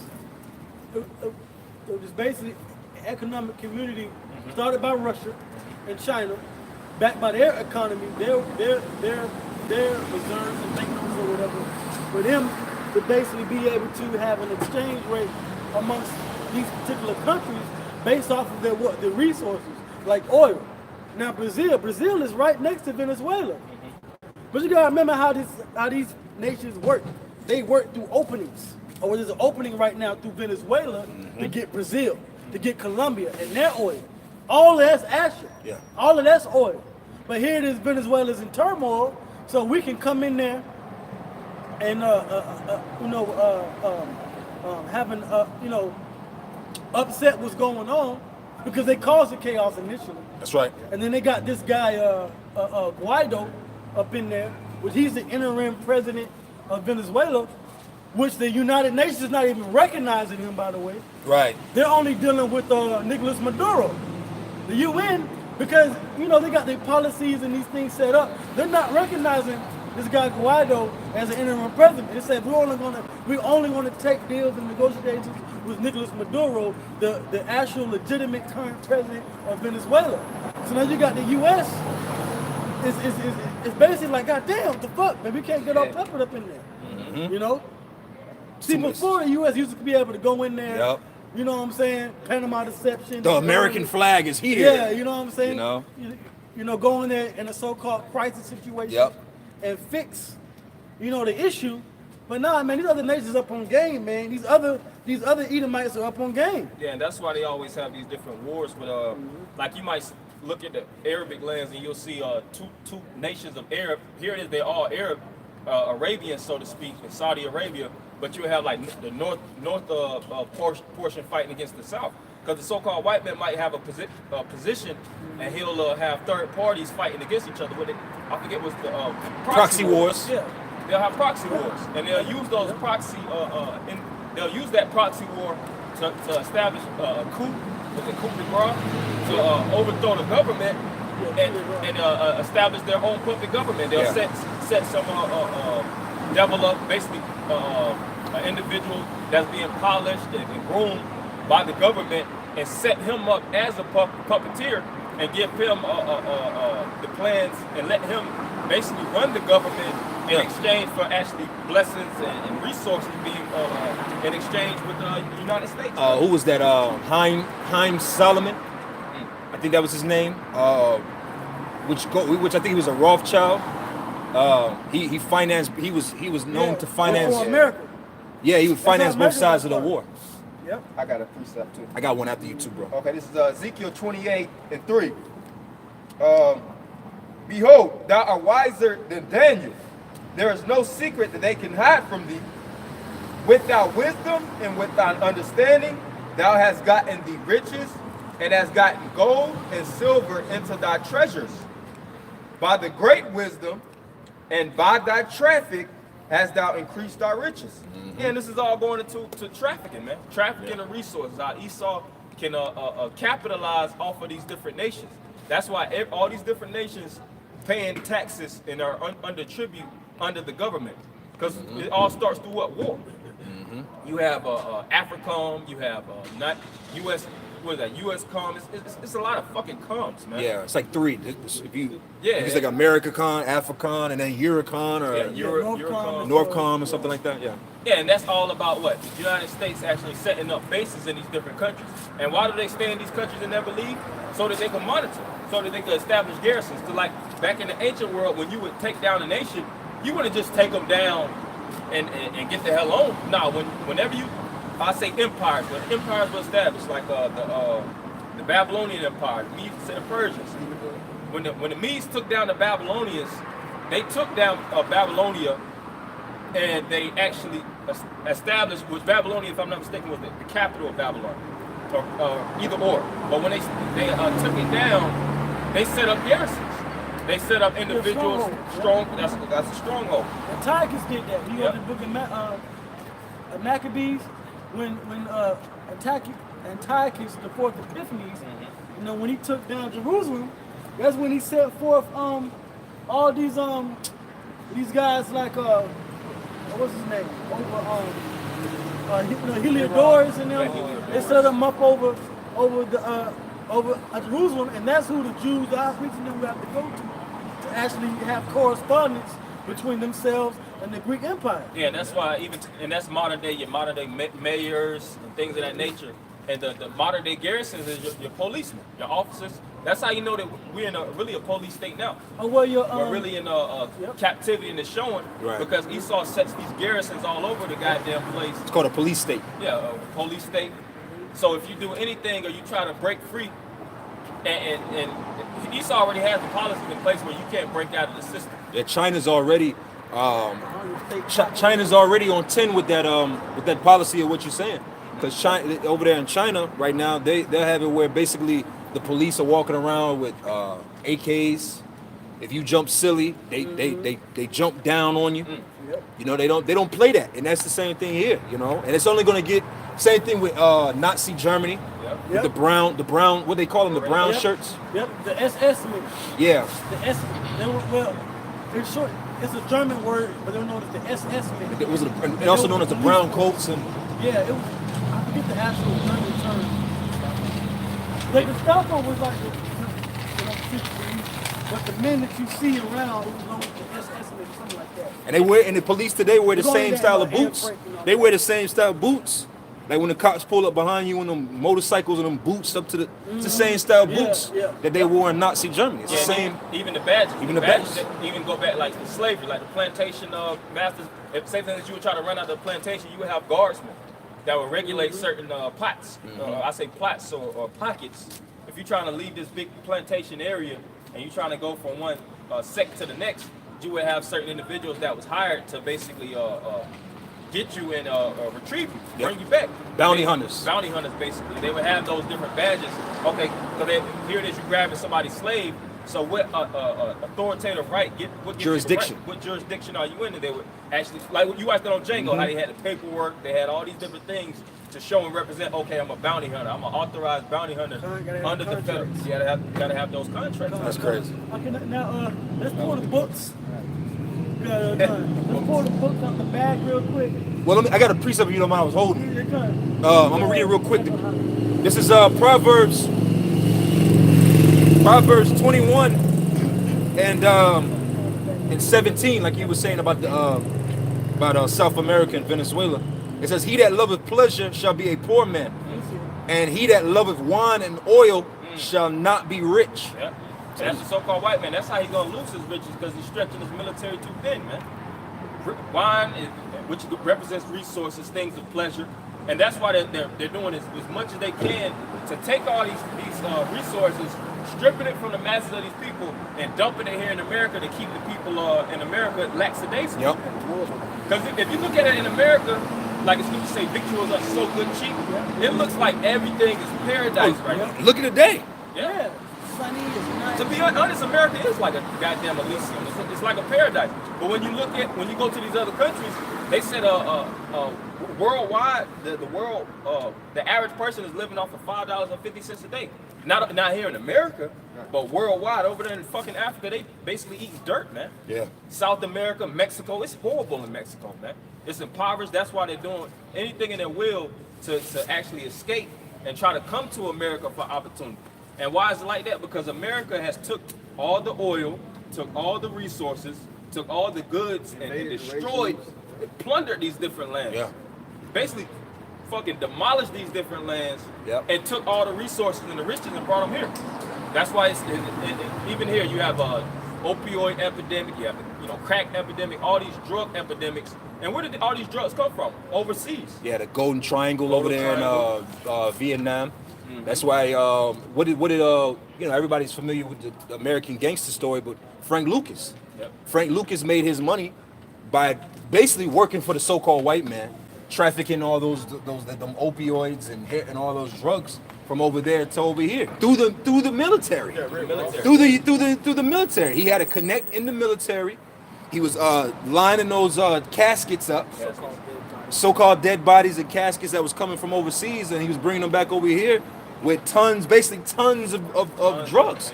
That's why Pat Tillman, they used to play for the Arizona Cardinals, got put to death because he was spilling the beans on basically why the U.S. was over there in Afghan. They want to control the resources. They want the resources. When they said that they invaded, what is that? Afghanistan or Iran? Where's the poppy? If I'm not mistaken, it's Afghanistan. Yeah. But when they said that they invaded Afghanistan, poppy sales went through the skyrocketed through the roof. Yeah. It said drug addiction skyrocketed not only in America but over there in that Middle Eastern land too. Because that's where you even get like people when they shotgun. Shotgun came from the military. Like you see people smoking through a shotgun. They used to actually smoke out of shotguns back then. They would actually take the barrel and smoke because they be getting high as hell in the military, man. And they'll take those different drugs and they'll drug up the masses of the people in that area too. Because Esau like shit. Not only is he making money, we're gonna take these drugs and make money at home. We gonna dope up this country too, man. You hear that, Esau? Yeah, because the people over there, they can't That's how they influence. That's how they get the influence of other nations. That's how. In order to get you got to get the people. And then from the people, you choose a worthy member. There's already influence from the top to the bottom. The president from above, president from below. That was Obama.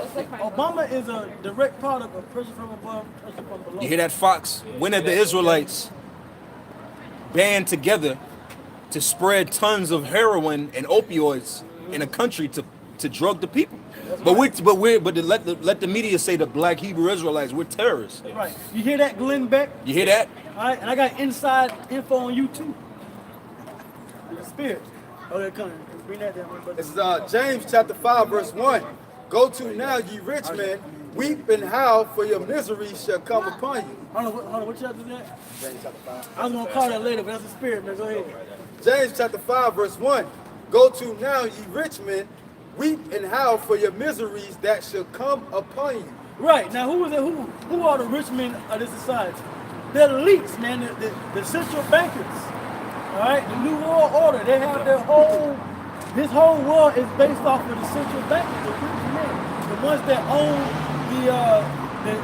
the different central banks that fund these corporations and vice versa. They put the money into the bank, which gives the elite influence and power over the people in the world. Yep. Because what controls the people of the world? Debt. Debt. These people this is a debt slave society. You got guys like this guy, what's his name? He went heavily into that. What's his name?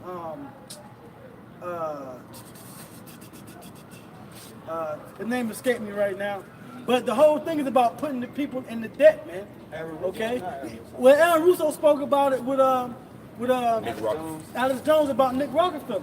Now they want to transition the system from cash debt, so-called dollar debt, whatever, to the microchip. But that's the mark of the beast. Yeah, and that's why even the school, the things that America promotes is they promote a debt-based lifestyle. They want you to go to school.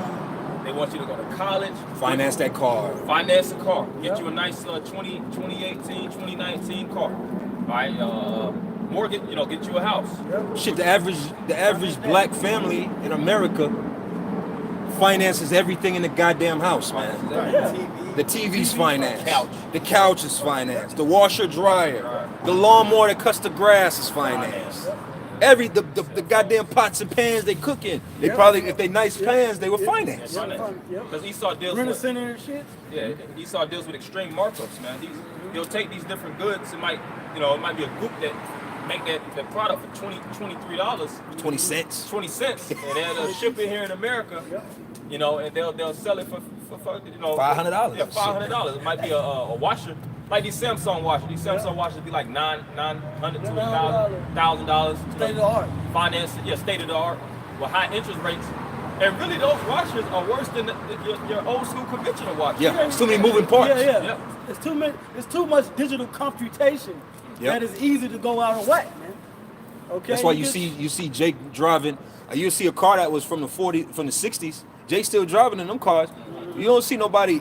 Man, you lucky if you could buy a car in the 2000s, 2001, 2002, and it still be a good running functional car. You know. Yep. I got a quick one for you if you don't mind. This is Proverbs 22:7, and it says, "The rich ruleth over the poor, and the borrower is servant to the lender." That's right. Okay. The borrower is servant to the lender, because here is these banks. They lend out the money. They lend the money out. Okay.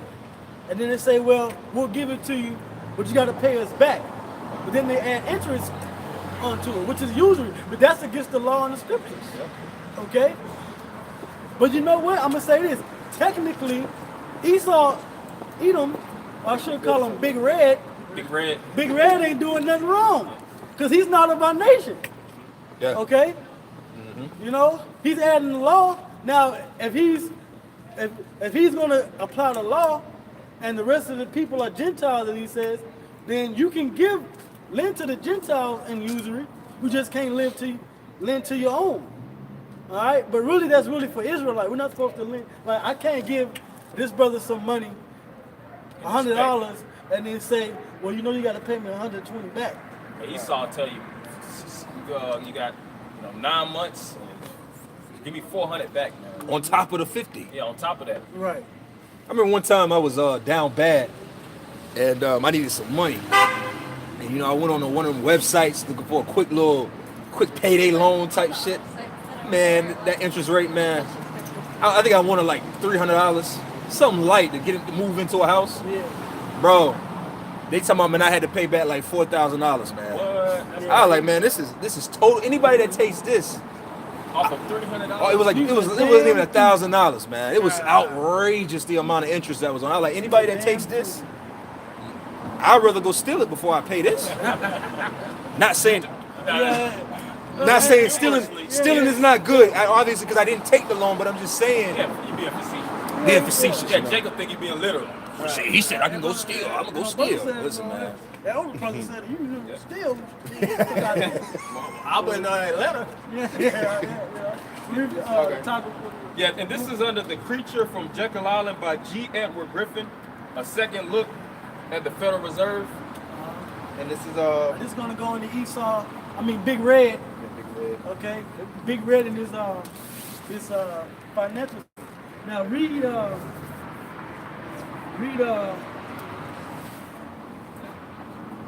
read the whole page.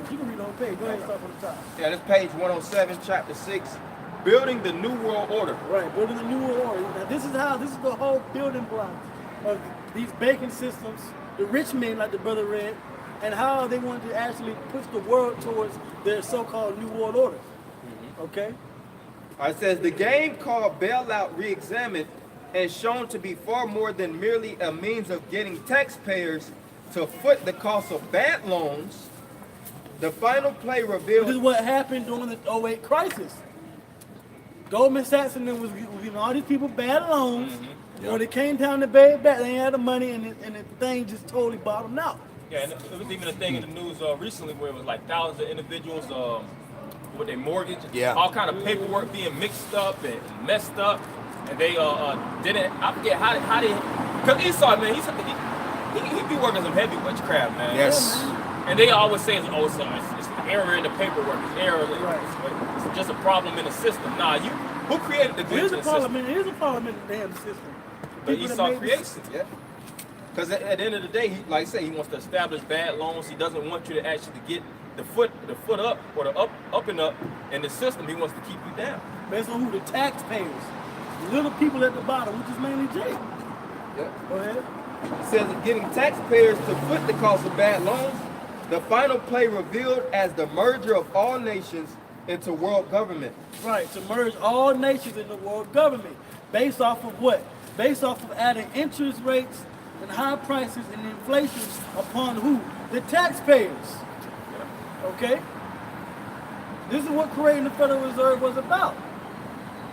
How can these international bankers, because what did Rothschild say? Was it Maya Angelou Rothschild? I care not who makes the laws, but give me control of a nation's money. Okay, when they got control of the money here in America, and then it went all basically downhill from there. Yeah, you know, haywire with America from there. They entered World War I.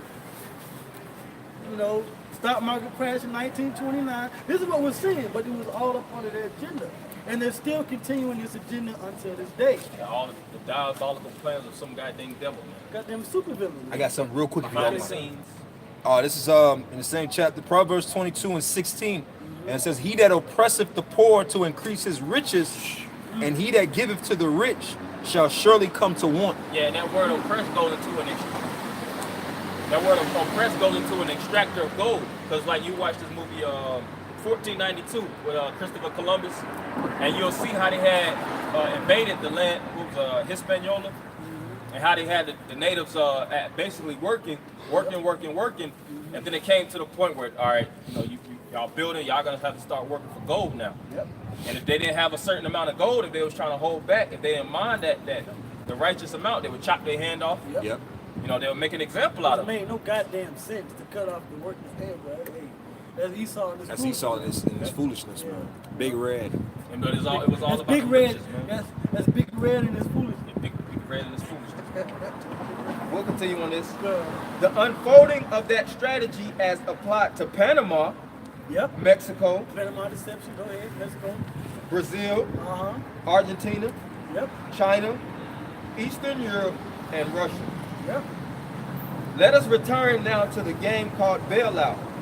Everything in the previous chapter has been merely background information to understand the game as it is played in the international arena. Right. Now remember what William Shakespeare said. All the world is what? A play?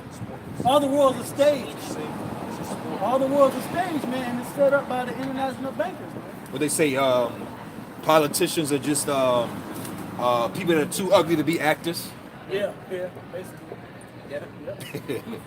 You know? Matter of fact, I got a quick precept because, like it said, I got it up, Bosh. Okay. Like it said, it's to understand the game as it is played in the international arena, because it's really a game, and this is a quick precept. Proverbs 10 and 23. It is a sport to a fool to do mischief, but a man of understanding have wisdom. Yep, that's the game. The sport is the game. Don't worry about the Super Bowl now. This is the Super Bowl right here, baby. The championship between Jacob and Esau. Who's gonna get who's buying? Now we know the winners because it's rigged. But hey, you know, it's a, like you said, it's sport for a fool to do mischief. Yeah, because this is truly an underdog story, man. Because we the ones that's really catching the run of the hell of these things. This white man is prospering, living lavishly, and you would think that all right, he's winning. Yeah. But truly, he's losing. You see him at the top of the food chain, devouring all the prey. And anywhere he goes, he has free access, diplomatic immunity. Yep. Throwing money all over the goddamn place, financing and charging interest, stripping the life. Like you had that, I think you posted that video where the one individual was traveling all over the world and he was just killing all kind of animals, putting the fur of the polar bears on. Yeah. Just destroying the world. In the aftermath of all of it, he basically was stacked up with riches and everything was dead before him. Yeah. And there was a chariot that came out of the sky, I think, and choked the individual. And if I could add, like you said, that we just read in Proverbs 22 about increasing your riches off of the poor. Esau is stripped the poor of everything. So once the poor don't have nothing to give, you don't have nothing else to get. So Esau is really capping off of his own kingdom because you've stripped the people of everything they have to offer you. So where you gonna get your riches now? You done took the last penny you can from everybody. Not he has Oh, well, that's why he wants to go into space. Yeah. The last frontier. He knows he's going to strip everything from this planet. He's trying to. Hey, as good as said, he desired. What was that? He enlarged his desire as hell, and he cannot be satisfied. Yeah, look at Avatar. Remember the movie Avatar? Yep. Esau took his ass all the way in space to go colonize some people in space. Man. Found some Israel. Found some And you Israel type want to go tax aliens. aliens. You know, but go ahead, bro. All right. It's good. Here finally are the rules. Commercial banks in the industrialized nations, backed by their respective central banks, create money out of nothing. Right, now this is you talking about, remember, commercial bank. This is your Wells Fargo, the Bank of America, the BB&T, your Sun Trust. You know, well, not Sun Trust no more. What is it now? I know Wachovia became Wells Fargo, Sun Trust. And Wachovia became Wells Fargo. Yeah. Yeah, SunTrust became SunTrust and Wachovia came together and they became Wells Fargo. Okay. You know, your commercial banks, you know. It says commercial banks in the industrialized nations, which are these nations, you know, backed by industry, Right. backed by their respective central banks, Right. create money out of nothing and lend it to the governments of underdeveloped nations. Which is why you see trillions of dollars of debt in America. That ain't money. That ain't nothing. That's just, that ain't nothing. That ain't nothing but entries in the computer. They tell you that on Wolf on Wall Street when Leonardo DiCaprio was talking to the first individual when he first started. In the little warehouse they bought. Yeah. That was him. Yeah, when they was having dinner, and he was basically saying that, you know, it's all numbers basically. He gave them the inside scoop on really how the stock market works. It ain't nothing but numbers. Yep. And it was like, just when they think that they're gonna pull out, we basically give them certain things and keep them in the system basically. Keep the numbers flowing so that they think that they're going up, and we actually transition it and we get hardcore cash. Yeah. You know. That's why you have hedge funds. Yep. Esau's big on hedge funds, which is a hedge fund is no more than 1,000. You know, you buy into a hedge fund. So what they do is they take your money, 1,000 people, 10,000 people, however amount of people, and they basically put your money together, and then they buy into stocks. So you buy into the stocks as a group. But like you said, Esau through his witchcraft and deceitful ways, he takes your money like, oh yeah, you got this amount of money invested in here. You ain't got shit invested. Try to take it out. Hey, try to take it out and see what happens. 401k, what they say, whatever. If you put $100 towards, they'll double it up. They'll put 100 with your 100. Well, say for instance, 3, 4, 5 years pass and you don't put all this money towards your 401k. Try to get it out. Yeah, same thing with stocks and bonds. You do the same thing with stocks. If that's an increase of your money. So what happens? You got to pay taxes on it, and if you take it out too soon, you got to pay extra tax. It's penalties, man. Show you that it's not really yours.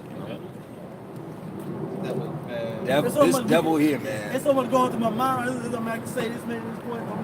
This white boy is filthy. But like the saying goes, you know what? If you know with them crime shows, they show you the cop that's always emphasizing, that's following the crime. Like, I want to get this drug dealer off the street. That's not a real cop. The real cop is the one that says, hey, let's follow the money. Because he knows that money, you're going to stop at the crime, but the money going to take you some way further. And that's what we're going into in the spirit. We're following the money of Esau. And if you really follow the money, it has to take you back to Esau. It can't take you. Following the money will not take you to no goop, man. Oh, well, that's what the Wizard of Oz was about. All the issues they had, you had to follow the Yellow Brick Road. Yeah. All roads lead to Big Red, man. Tell you that All roads lead Obadiah, to Big Red. how the hidden things of Esau searched out. Because Esau fits this prophecy, dealing with the bankers. Speaking of Big Red. Oh, yeah. Big Red right there. All right, so I can see on. It says, they know that these are risky loans, so they charge an interest rate that is high enough to compensate.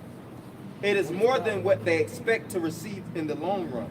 They do that with fractional reserves. Banking. Because you put $1,000 in, and they got $100 that's actually in there.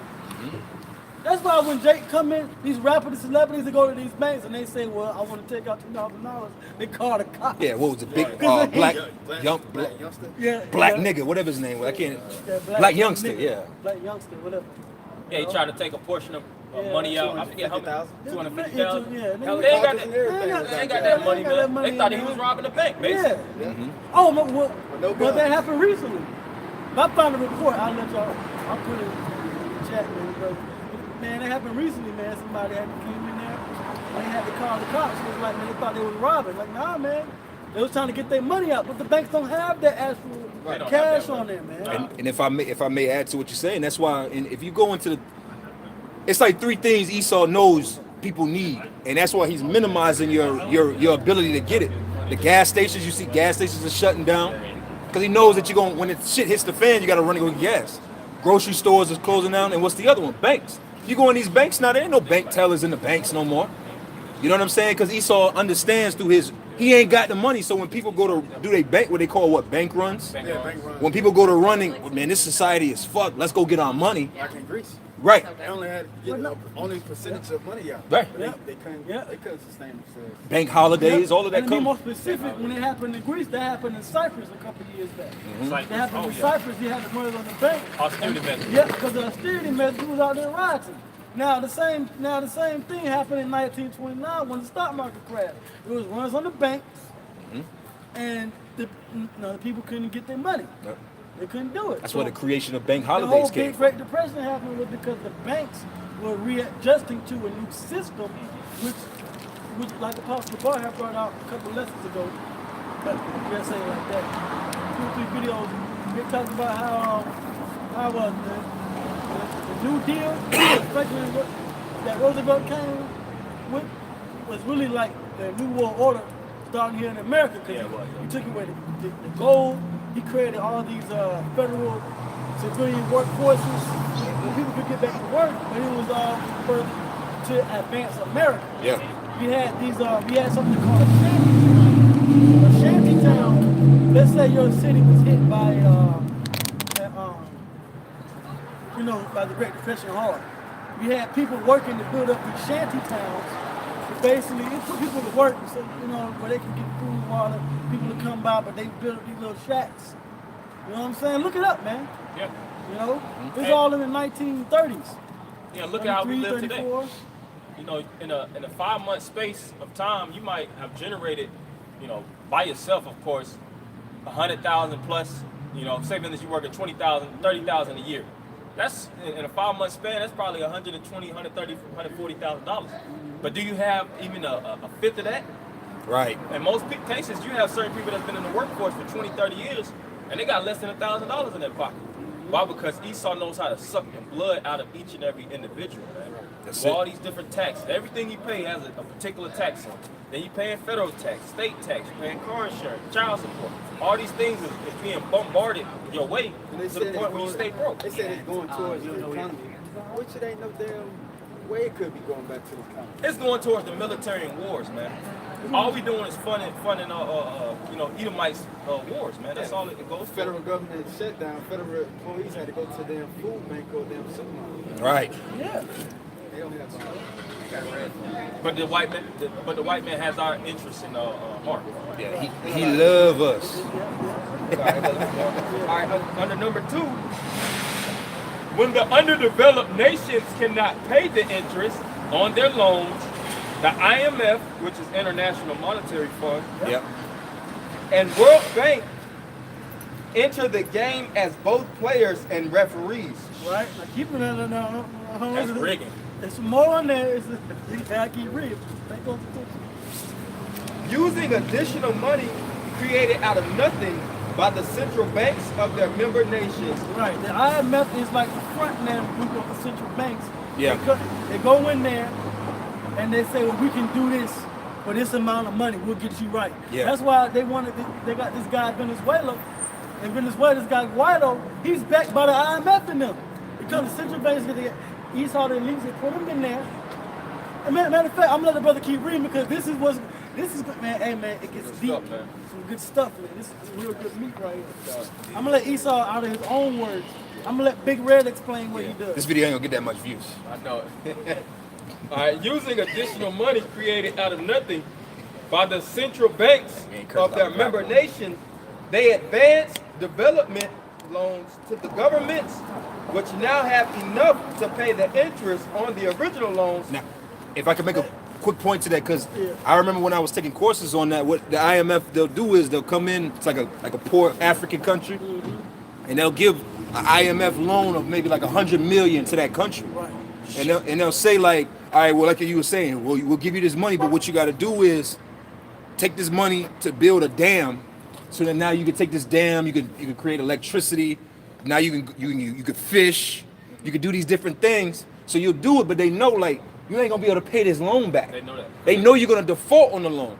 So then when you come in behind them on this defaulted loan, now they can say, well, because of the contract, Compromise. now we gotta put in, you gotta allow us to put our government in, put our people in, and that's part of the that's a scam. But, and that's why the UN don't want this guy Guado in there, because it's not going to support the interests of the United Nations as a whole. It's going to support America. It's going to support their needs and what they want, which is really, hey man, like I did in the lesson, hey man, on the way down here, I said Big Red for the Kings, man. Big Red Kings, because they fighting amongst each other, man. They're not unified in this agenda no more, but this is the premise behind this agenda, man. This is how they use these big, when you hear brothers and you hear these news reports and you talk about the IMF, this is really what's going on. That's right. You know? Yeah, like I said, right, that one part, how they play the players and the referees through war too. Because when war games started, so to speak, if two countries go to war, how the banksters, the international bankers, the Illuminati, how they really established their enterprise, one big way that they established their enterprise amongst many was they financed both sides of the war. That's right. So if you're the winner of the war, you got to pay the interest, you have to pay the money back and all these different things. And if you, of course, when you win the war, the reward is they're going to get a portions of whatever you want, because you ain't going to nobody's just going to help finance you and not get a portion. Like these boxes, you might box like let's say for instance, I'll say Floyd Mayweather before he got his portion, like what's it, Mayweather Productions, so to speak, or promotions, before he actually broke off and established his own promotion. And majority of bankers They had to pay off Golden Boy. he had to pay off Golden Boy. So whatever he boxed, whatever bout he gets into, he had to buy out his contract. So it's the same thing when they would fight the war. If they would win the war, then they would have to give portions up. And if you lose, say that they fund the other side and you would lose the war, now you have to pay back still, and whatever you To have, rebuild. but you can't pay back. They're gonna take that. So they win either war. And they did that with nation by nation by nation to the point that they gained more military, they gained more power, they gained more resources. Yeah. Until this very day. Until this day. That's right. Until this day. Yeah, we lose, you get repo. And we That's what understand they these doing with things. Venezuela. They repoing Venezuela. That's right. That's how you gotta break it down to a simplistic form, because we go through these same things that these major countries go through, but on a mini basis. Repossessions and loans on your house, loans on your car. It's the same thing that countries have to go through. Defaults and all these things. Micro and macro. Micro and macro economics. I got a book. So continuing on, they advance development loans to the governments, which now have enough to pay the interest on the original loans, with enough left over for their own political purposes. The IMF is like title backs on 10. Giving you a title loan. The IMF be giving out title loans and shit, man. That's what it is. Well, Impossible to pay back. So people can understand. It's like, let's say you're a rapper, right? And you get signed by a label, they give you that advance check. 360. Yeah, it's a 360 deal. They get these countries 360. So Jake can deals, understand. You gotta equate it to something that Jake. These loans are like in these contracts. These are used the same method in different ways, man. They let you stunt for a little bit. Yeah, like you give what Esau give Jake. Esau give Jake a big chain. AP. Yeah, Lamborghini. But they give up all these things to flaunt on videos and things of that nature. And they might actually pay for them to get a nice house. And at the end of the day, they're gonna have to pay all these different things back. They're under certain contracts. I bring this. We read it earlier, but ties right in. Ecclesiastes 7:7. It says, surely oppression maketh a wise man mad, and a gift destroyeth the heart. That's right. Because these African countries or South American countries, whoever that might get these IMF loans, they probably be, they come up is real. You know, they be happy, the money's flowing, they're seeing like, wow, we got food. And then what did they forget? The fact that you just took a gift from the devil himself. Right. Akon mentioned that on DJ Vlad years ago. Yeah, he did. But he was into what you call it, solar. Solar Yeah, powering and everything. yeah. Like, he was like, man, if he would have known this back in the day, he would have been like rich or something like that. But at the same time, he was like, man, he tried to donate to Africa the same amount. It was like, nah. He's like somebody higher than you is gonna deem that as a problem. Oh yeah. You messing up. What they got going on. He messing up the game. He messing up the game. They got corporations that's designed to strangle you out. Like even America, say something that you try to establish your own bank system, they're gonna strangle you out, man. They have their different ways. They have fine prints. They have legislation. This devil controls the world, man. Yeah, he wants the whole pie. Yep. That's why this coon nigga, Sean P. Diddy Combs, he did a video that's floating on social media talking about he wants economic inclusion. This devil ain't about to include you into his economy. Why would I give you, if I got the whole pie, why would I give you a piece of the pie when I already can control whether I give you the piece of pie or not? That's right. Look at Bill Cosby. Look at Michael Jackson. All these individuals. When they got so high, they toppled all the way down. They shut their ass Yeah, down like dope. Bill Cosby went from trying to purchase NBC, making a proud ass move, to now he's eating slop in a prison somewhere. Oh, well now he's Dr. Hustleball in prison. Yeah, and I bet it's somebody in there trying to give him a pudding pop for real, man. Yeah. Somebody trying to be his Claire. Yeah, basically. Somebody trying to be his Claire. And you know, Esau probably paying devils in prison to mess with him. Oh yeah. You know. Well, he under their oath though because they got power. They under their oth. They can free him if they want to. I mean, They yeah, get spill the beans. But they ain't going to. All right, well, At the end of the day, you just a nigga. And he let you know that you a nigga. All right, number 3. The recipient country quickly exhausts the new supply of money, and See? the play returns to point number 2. Play goes back to point number 2, which means what? You need to be built up by the IMF. and it keeps you in a cycle. And it That hamster wheel, man. Yep. What do title? If you've ever been through that experience, unfortunately, with a title loan, what do? They'll give you the title loan money. They knowing goddamn well that you can't pay it or that you're struggling paying it. But what do? Well, you know, we can offer you another $500. Credit cards do the same thing too. Credit cards, you pay into them, and what do? They'll turn right back around, and on that $1,000 limit you got, they'll give you another $2,000 limit.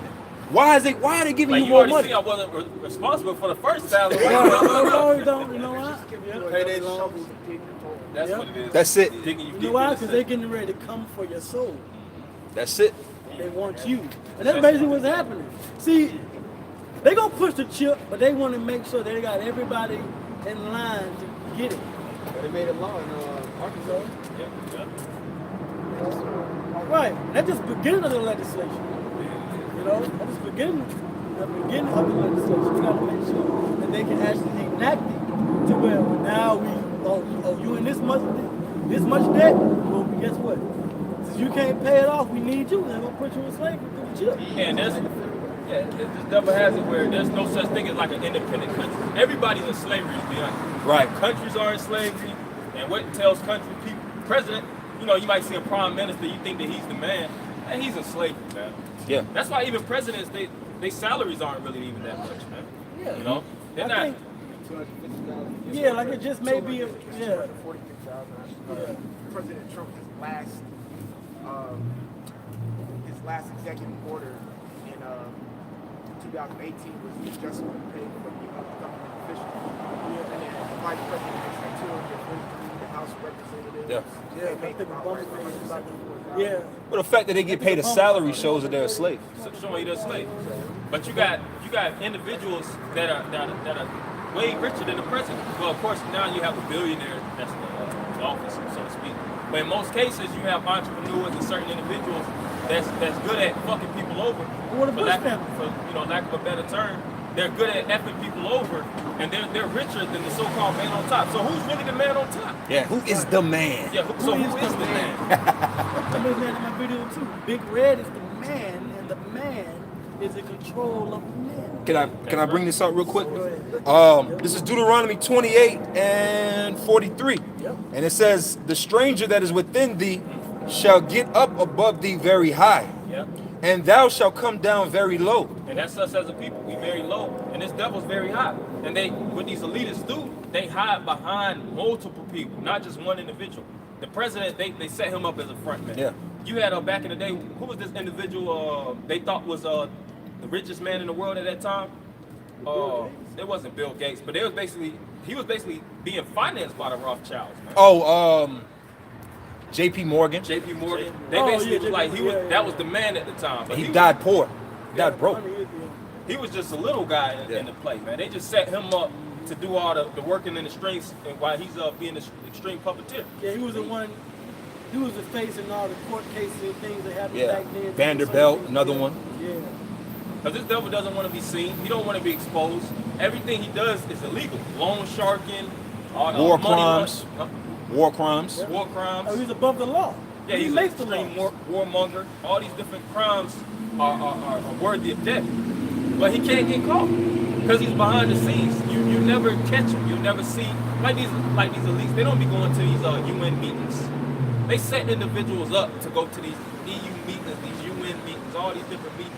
Even like the Bohemian Grove, those Rothschilds, man, they just set up low-level Satanists To make them feel like they're part of some shit. to make them feel like they're a part of it, man. Yeah. But listen, the thing with the Bohemian Grove is that's for corporate leaders and certain world leaders to get together and do that. Man, Rothschild is somewhere in Vienna doing whatever the hell he does. You know, Yeah, just sipping neat blood. blood and Blood at room temperature and shit. Yeah, So Probably got a blood yearly pina colada. Blood pina colada. A real Bloody Mary, man. Yeah. So what you just said, there's layers to it. So who the fuck is the pull-up boys pulling up to? Right. Who you think you pulling up on? Just Going to like- CNN, blasting the bullhorn. just curious. You know? Yeah, it's simple, man. Who you pulling up? You pulling up to a news media that don't control their own narrative. One day Don Lemon is in, one day Don Lemon could be there. Fuck out of there. Who you think you pulling up Yeah, who on? you pulling up on? You know? These These guys, white man. people don't care about the mayors. Say for instance, you shoot the mayor. Say that you shoot the president dead in the head, you kill him. Who the F cares, man? Abraham Lincoln. They set up another guy. The vice president. That's why they got a whole cabinet of fucking devils. Oh, like this lady who was over Germany. What's her name? Angela Merkel. Angela Merkel. You know, she did all these different things to get the Eurozone intact. She was basically doing her thing for some years, man. Yeah. Keeping, getting the government rolling. But they established something, I forget what it was, but they basically pushed her out. And they got somebody else that's gonna sit in their stead. So at the end of the day, these devils, even these high up devils, they only get so far. They get effed over at the end of the day. Yeah. They might have a 14-year run. They might be That pyramid. Signed up. reach their pinnacle. Yeah. Right. It's a pyramid scheme. And the thing about it is when you sign up for an agenda, the Yeah. elites are gonna enact their agenda whether you're part of it or not. That's it. Okay? That's why the chip says what? That he made it where rich or poor, small or great, free and bond had to take that chip. So the elite, man, the Rockefellers and the Rothschilds, they ain't about to insert that chip into them. Why? Because that would insert them into the system. Those people, no matter whether you're a 100 billionaire, listen, like you said, these prime ministers and presidents and leaders of countries, they're slaves to the elite too. Yep. The kings. Yeah. The kings of the earth. Yeah, just like a empire. yeah, look Not to on. cut you off, excuse me. I was gonna say just like an empire. When empires is established, they are over other kingdoms. Right. Look at Greece, how they was over different kings and kingdoms. Now the kings are still there. They were still so-called on their throne. They had rights to the throne. Like even in Jerusalem, you still had the high priest in the time of Maccabees. You Yeah. still had the government intact. But the point is, they're being it's a satellite state, so to speak. Yeah. You know, they got surveillance on them. They got individuals that's checking in. They got to pay what they say in the scriptures. Whenever one kingdom took down another, they had to pay tribute, man. Tributaries. you got it. Back in Deuteronomy 28. Deuteronomy 28 and 44. And he says, and he shall lend to thee, and thou shalt not lend to him, and he shall be the head, and thou shalt be the tail. Right, and that's the whole thing with Esau, because Esau has a dominion now. So he's over Jacob. He broke the yoke about our neck, so to speak, climbed on the power, climbed on the throne, and now is his will. So we're under his system. Okay? So like it also says too in the same chapter, thou shalt go to him for the want of all things. That's right. You know? So this what it entails everything he's in control of. When you control the money, you control the nation, the laws, how certain departments and businesses are regulated. You got to pay your taxes. You're a tribute unto him. You know? Yeah. This is why when you read in the books of Acts, it says at the time of taxation, Jacob's rising up. You know? Because that's what's going on. I was watching it earlier this morning, RT, the protests in Paris, France, is still ongoing, still being revved up because of the heavy taxation, you know. But that's also a sign of this man going down. But that is an indicator of the type of system we're under, a system oppressed by its own money. Okay. So keep going. Yeah, that's why even when you look at the U.S. Federal Reserve note, it's all kind of witchcraft on there, man. Right. It's all kind of symbolism. There's a talisman. Here it is. You got a pyramid that comes from Egypt. You got Roman numerals. Right. You got Latin on it. You got Latin. Latin, right. Or you got $100 bill. That's not even the president. Who was that? Bill Franklin. Yeah, Benjamin Franklin. An individual is not even the president. Like, what the hell is he doing on there? It's all kind of confusion. It's all kind of confusion. Then you got spider webs that overcover the whole thing, man. And Hidden images. You zoom in on the pyramid. There's Folded a some certain fucking way. person hiding behind the pyramid. Who the fuck is that person? Like an owl in the corner. The owl in the corner, ducked off. Gotta get a fucking. Then you got a Poking out, capstone with an eye in the middle. You folded up the Monopoly man with his snickling and smiling and shit. Yeah, You zoom in, it's an alien fist figure. It's all type of. Ain't got one state. Ain't got one Yeah, state. They one got one flag, state in there. one flag, and there's nothing. a burn cup, cuffing 13 arrows. You know, An arrow in one one hand. and then you got the reef or the reef in the other one to show that he's in war and peace. right. Like just. Yeah, there's all kind of witchcraft, man. And that's just one bill. And that's just one We didn't even bill, talk man. about the 5 or the 10 or the 50. Once you folded up 5, 10, and 20. Yeah, you get a different You You get different symbols. 9/11, you know, the Pentagon blowing up and shit. buildings burning. Bills burning. And then you have niggas like Bootsy praying to this money. Yeah, praying. Bro. Like, Kissing it. you know, Bro, that money is wicked, man. Money wicked as hell, man. let's get this creature. All right. So it says this time, however, the new loans are guaranteed by the World Bank and the central banks of the industrialized nations. Now that the risk of default is removed, the commercial banks agree to reduce the interest to the point anticipated at the beginning. The debtor's government resumes payments. Keep on. Go to that. The final play is The final play. This is the final play of this. This is the Jug King for real. The jug master. I ain't never read no type of finesse like this. All right, the Hitting final licks. play is. What you was that? Hitting licks, man. Somebody hit a lick. Legitimate. Nigga, you gave it up. Yeah, Robbing word. niggas without a gun. Word. Go ahead. The final play is, well, in this version of the game, there appears to be no final play. Because the plan is to keep the game going fast. The plan is it's a telecine, right? Yeah. The plan is to keep the game going forever. Forever. Okay?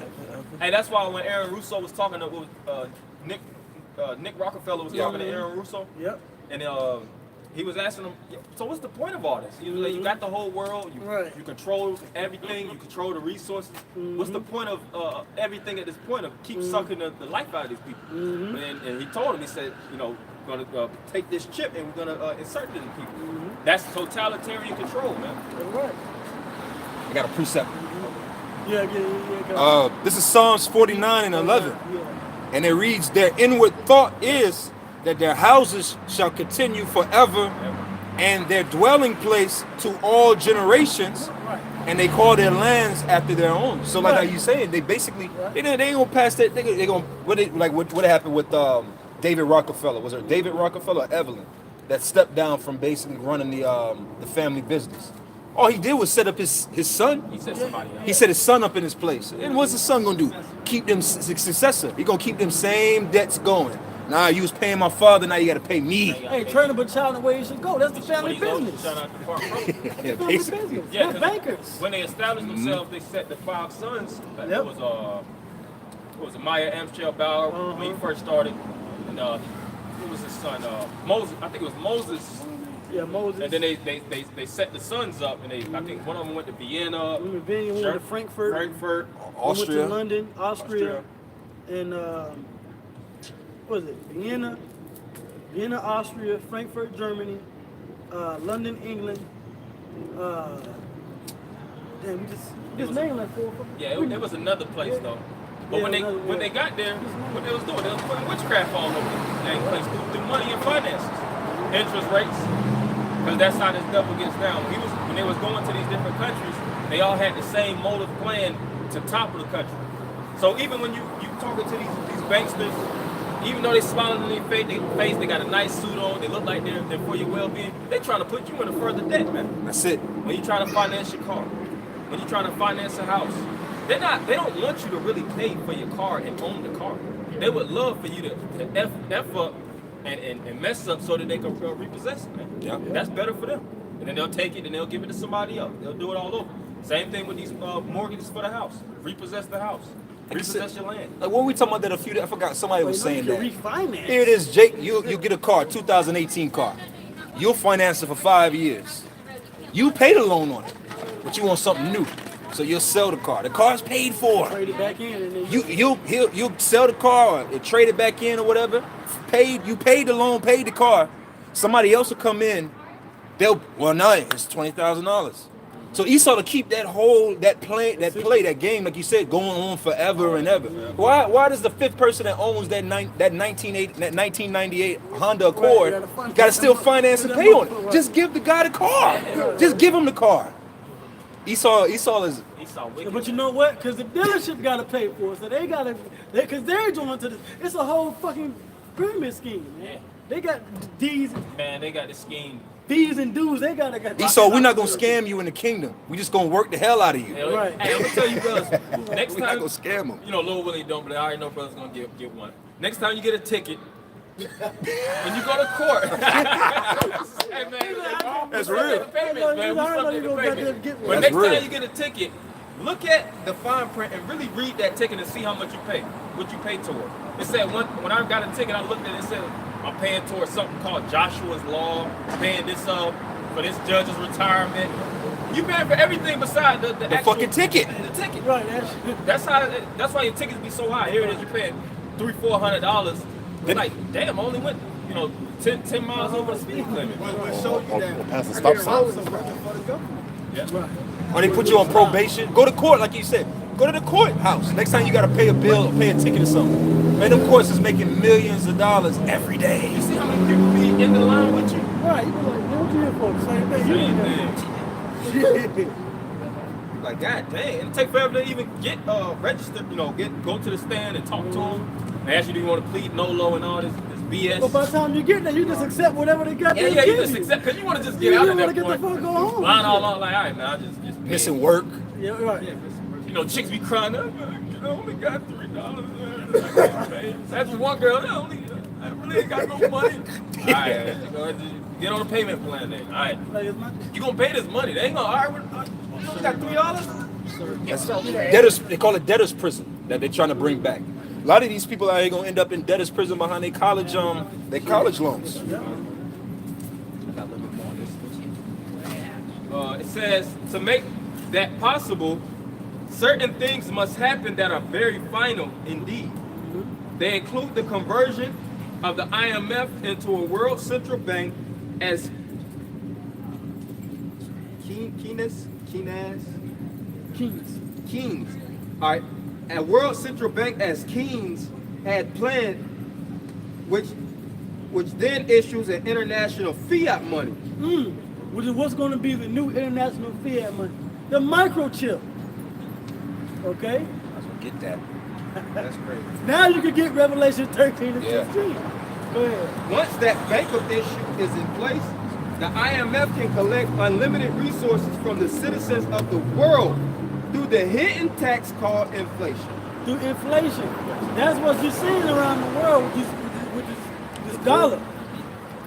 You know, prices going up, value is going down, then they're going to boom, hit you with the world new reserve currency. And that's just going to get people locked into this system. And that's how you know we're not getting paid anything. Like, truthfully speaking, you may work your job, you may work 12, say for instance you're working and you get $16 an hour. First and foremost, you're getting paid by the hour, so you ain't making crap. Second off, we are subject to inflation. So $16 now, back in the day, that's really 16. You gotta think that's really like fucking $10 an hour. If you're making $10 an hour, you really making like $5 an hour. If you're making $8 an hour, you truly making like $4 an hour because you're getting taxed heavily. After the taxes, everything that you pay for, you know, is you know, is subject to inflation also. Yep. You know, think how much can you make? You work the whole 2 hours and you made $16 out of that 16. Say that you get taxed $2, $14. What can you really buy with $14? Nothing. Right. And you know, you'll look at these individuals, these LeBron James, these Mayweathers. They're really in the same boat as us. That's why Floyd is still fighting. Yep. Floyd still got to fight. That's why Vince Carter old ass is still playing for the Hawks. Yeah, Dirk's still playing for the Mavs. Yeah, because he know that when that money stop, it's a wrap for him, man. The lifestyle got to continue. Yeah, I think the article came out when LeBron signed his last contract. You see it, he signed a $100 million contract. Well, it was like, well, shit, really?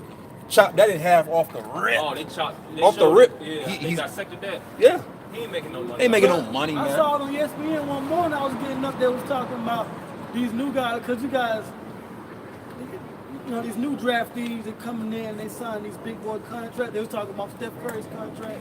And they was basically like, well, they doing certain things because really the money is not. It's inflation. Yeah, it's inflation. It's inflation. Yeah. Anthony It's Davis. not bringing in the same thing. He's talking about Anthony Davis might be the first player to sign for $300 million. Yeah, and I'm like, nigga. Bro, if they giving you $300 They million, just throwing money. because you know, I think one of the first people to sign like $100 million contract in the NBA was like Kevin Durant or Shaq.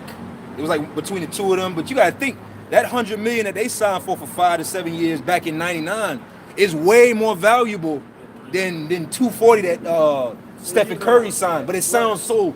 Oh, Steph Curry signed for $250 million. Man, that money he ain't got shit, It's man. the same. It's the same. Sound good. It's like the same thing with Odell Beckham. He got paid the highest receiver. Yeah, ever that's got what I'm talking about. Yep. in the NFL. And then you wonder why, like, dang, how he had all that money and he went broke? Because it ain't worth nothing. Right. Because you might, you know, in most cases they'll finance multiple cars. They'll have a large entourage. Yeah. All these different clubs they go to, they buying all these different bottles. So they gotta make appearances. And, That's yeah, money. and it's a higher lifestyle. It's Yeah. a way more expensive. It's even funny how Esau does it. Because really, Esau is crazy with these markers, man. You'll see these Jakes with these different shoes. The shoes really that we have are really the same worth as the shoes that these LeBron James and you know, these different individuals. Some of them might have some good leather, things of that nature, but for the most part, like LeBron is like red bottoms and Gucci shoes, Right. LV, all that really ain't worth nothing to be honest. They paying for the status, the symbol of it. They come out the same Goop factory. They come out the same factory. The same factory that made the Fucci is the same factory that the Gucci came out of. Because if you got to think, if I was in Esau's position, I would produce the real Gucci in the same place and the fake Gucci out the same place, so I can make money off of the idiot that can afford it, and I can make money off of the person that's in poverty that can't afford it. I'm gonna make all the profit off of it. Shaqs and Kobe's in the Shaqs and Kobe's in the same guy. Same factory, Jordans and man. Jordans. I'm making goddamn FUBU and Bufu. In the same factory. Did y'all see that experiment they did? They took the face Oh, off yeah. of Payless and put like a fake name on it and made all the fashionistas come in and think they were buying some extravagant. Exclusive. No, I do. And it was some goddamn Payless. They're like, oh, I easily pay $2. Yeah, and they marked the price on. They were paying $200-$300 for fucking goddamn Payless shoes. And then when they realized it was fucking Payless, they was putting It hurt.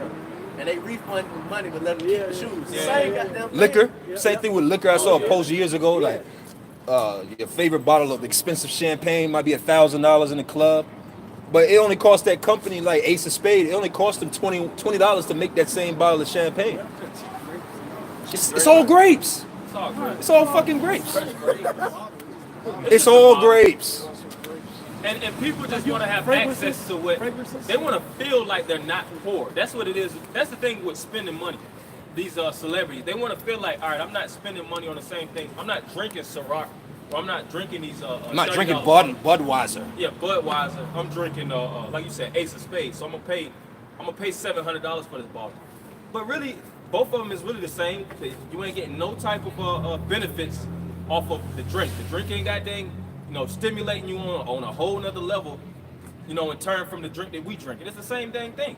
But Esau, he just put that witchcraft out there. It's all witchcraft one way or another.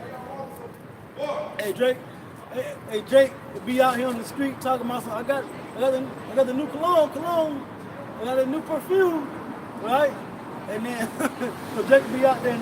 And I said you got that bottle of Bolo, and you look in the bottle and it will say compared to Polo. The same goddamn shit. Right, same shit. But you smell the Bolo, and it smells just like the Polo. It smells just like Polo.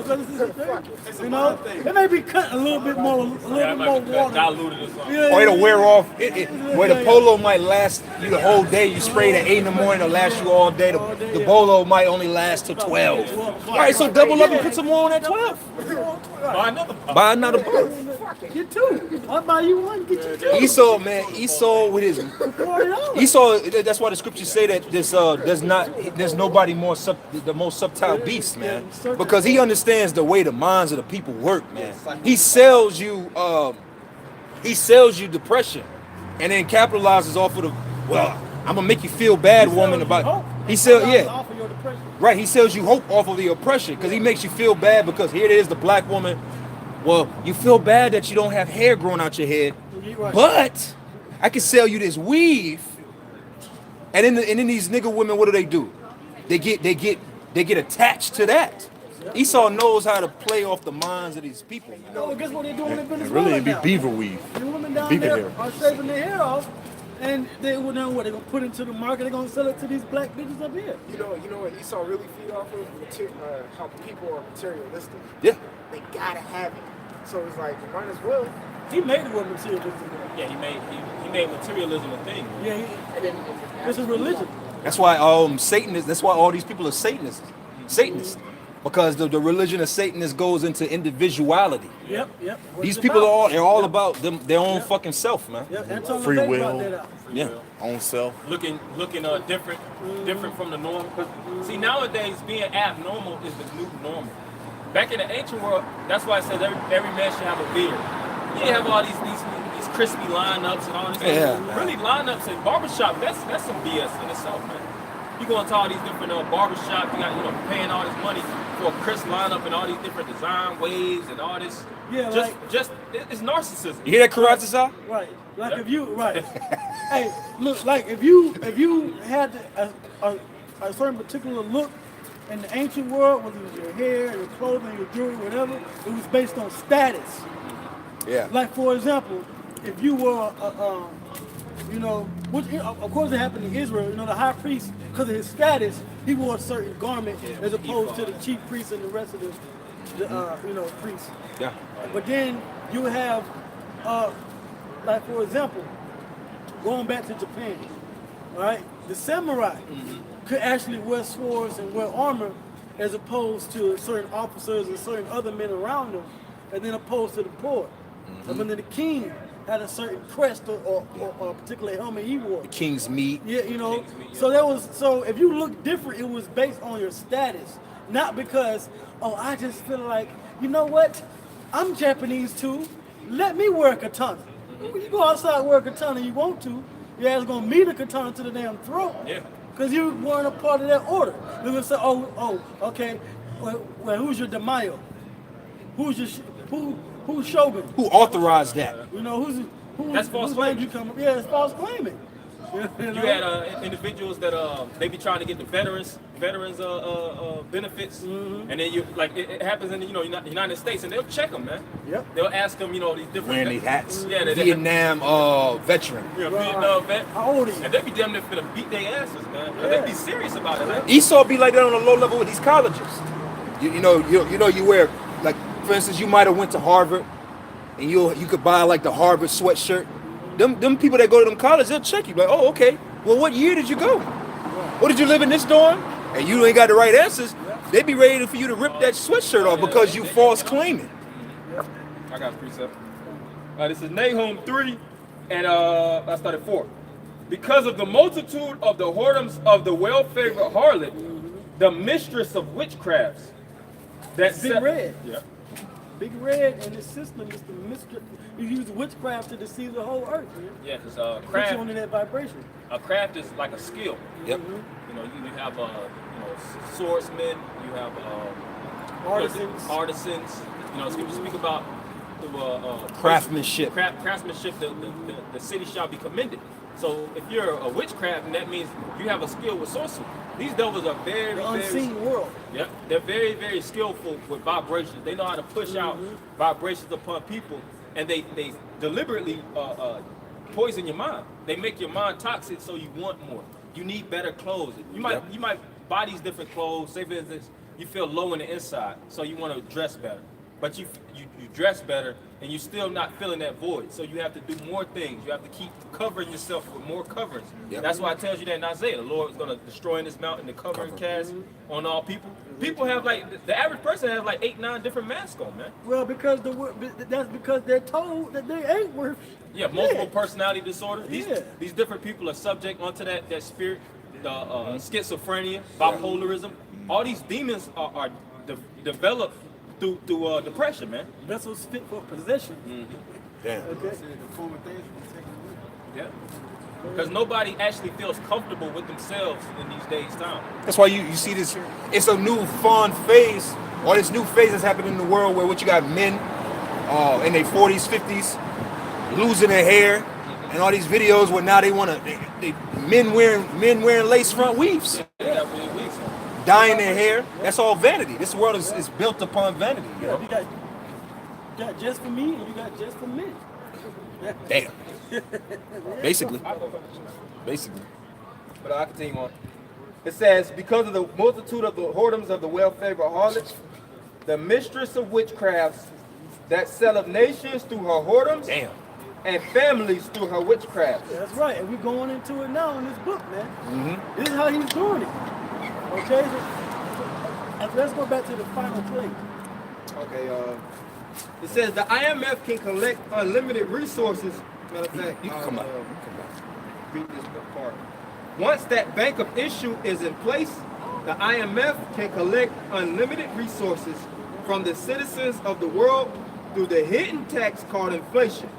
Right now. The money stream then can be sustained indefinitely, with or without the approval of the separate nations, because they will no longer have money of their own.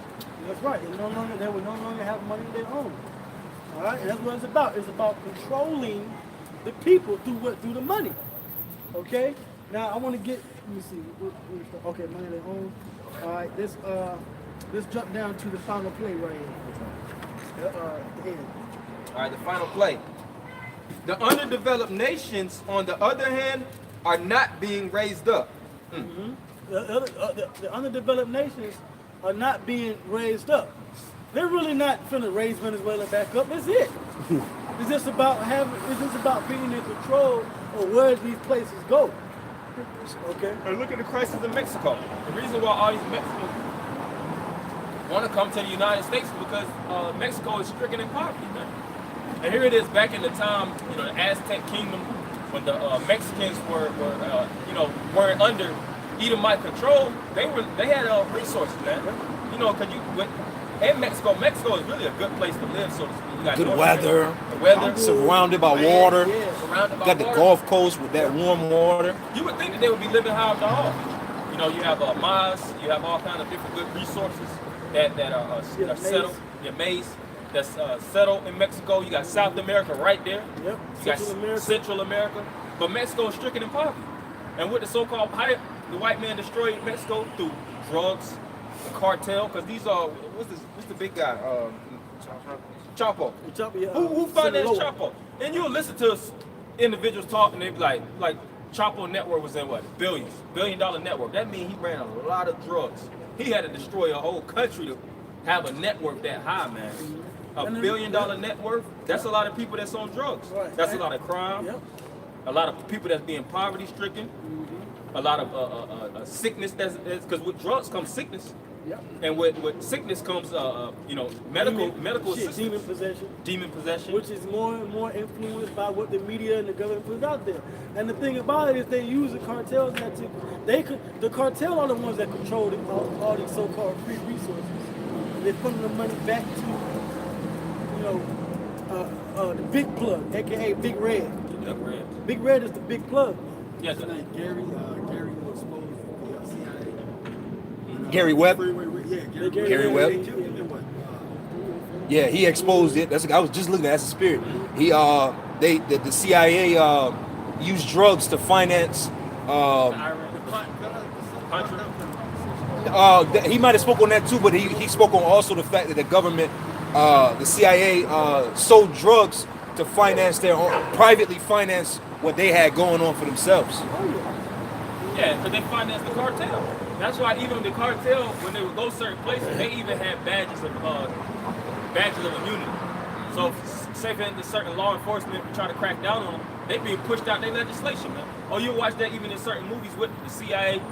First off, if you in the CIA or the FBI, the Federal Bureau of Investigation, say for instance you're a worker, they slap the paper on your table. You can only investigate this.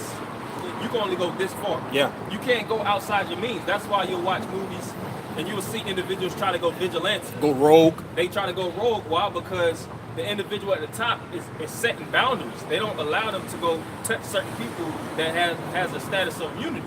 They want to keep certain people afloat and just go lock up some little runners, man. Right. And that's what happened with the whole thing Biggie and Tupac. You had this cop, Russell Poole, he was a part of LAPD, and he was doing all that research. And it went so far ahead, he found out certain people in the LAPD that's why the information came out about where this person That LAPD cop is tied to death row and Sean Combs and all that, right? And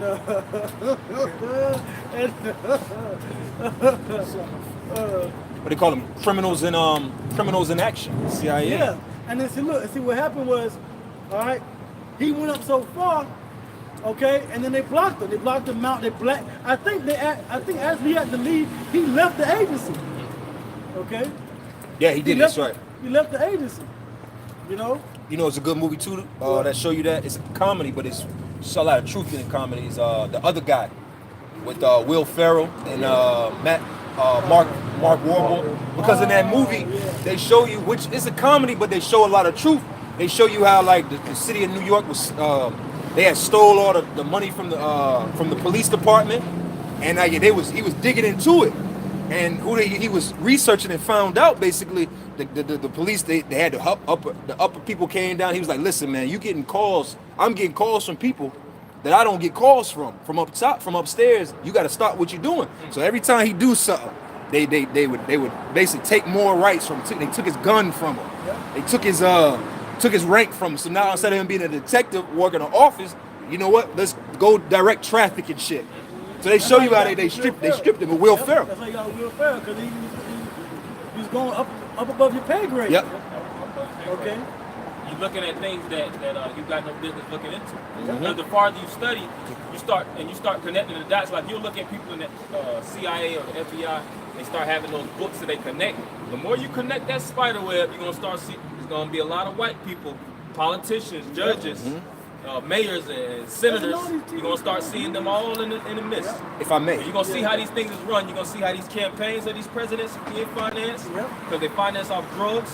You're going to see these institutions, how these institutions are staying afloat. It's all off of drugs, going back to that trafficking. Sex trafficking. Sex trafficking. gun You trafficking. go down that spider web, you're gonna end up puking on yourself. Like this Edomite woman, Nancy Pelosi.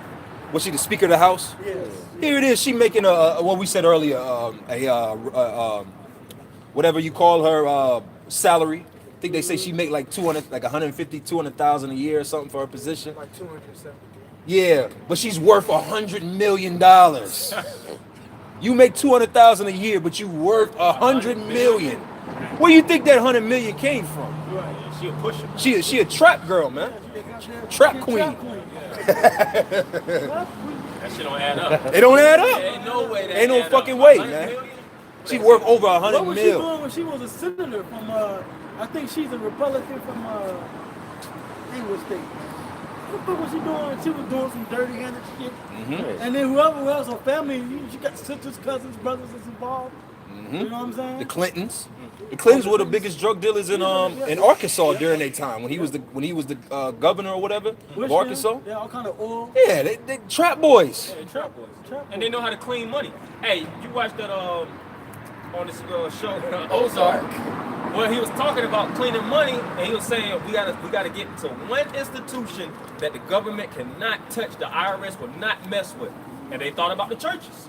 Because the churches, it's a lot of money that's going back and forth, and they clean a lot of money in the churches, man. Oh yeah. There's a lot of money exchanging. There's a lot of things that's being unregistered, and they'll set individuals up, and they'll do a lot of money. Yeah, because you never see churches shut down or go out of business. Right.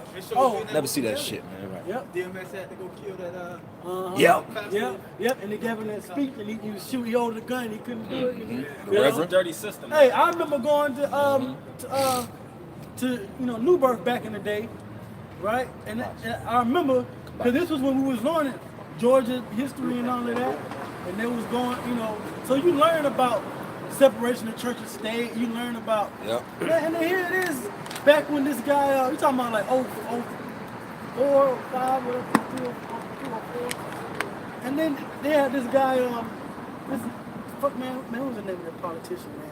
This Edomite come up in there, they let him speak, speech or whatever.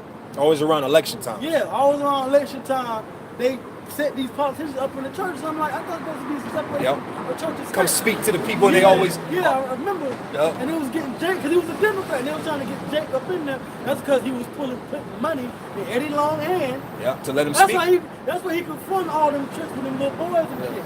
Because he was being paid, he had the money. Lobbying. Yeah. I thought the 501c3 don't allow you to do that. Correct? If I'm not mistaken, right. Supposed to, but guess what? These devils do whatever the hell they want to do. Yeah, them politicians get up there. I remember going to church and shit. Politicians get up there. Everybody say amen. Man, shut up, man. They show you that. They show you that movie Head of State with Chris Rock. Yep. He was going around state to state, going to different churches and shit. They also show you that in the show House of Cards, how he had to go to the churches. And I forget what was the purpose, but he basically gave us, because those politicians, man, they're extreme orders. They know how to move the people they're not to move emotions, man. They know how to make you feel sympathetic. They know how to make you feel good in the inside. Connect to you. They know how to make you feel like we made a connection. It don't matter how much money they got, they know how to put the stoop down low like you. That's why the scripture says, though he go crouching down. Because Esau knows how to crouch and make it, like, put the money out of the window. Like, yes, I'm worth 50 million, but that has nothing to do with it. What they had Obama doing? From the bottom too. Oh, Obama, when he was president, he would go on tours around the country. The president would go around. Well, they always got him going. Oh, let's find this hot dog stand and go be with the common people. And they got a picture of him with a nigga that work on a train and shit, eating a hot dog. Like, I eat hot dogs too. I play. You know what I'm saying? They probably ain't the same hot dog at the play. This is your organic. He played basketball with North Carolina and shit. Right. It's this one politician. She came out and did an Ancestry.com. She tried to say that she was of Native American descent. Yeah. Cherokee and shit. Yeah. Kept to that statement. Bitch, no, you're not. Give me Stop. a break. Right. Can I bring this precept real quick? This is Proverbs 29:4, and it says, "The king by judgment established his land, but he that receiveth gifts overthrow it." Yep. So that's why the land is being overthrown, because the people that's supposed to be in certain established positions, they get overthrown by the gifts, which is what corrupts the people.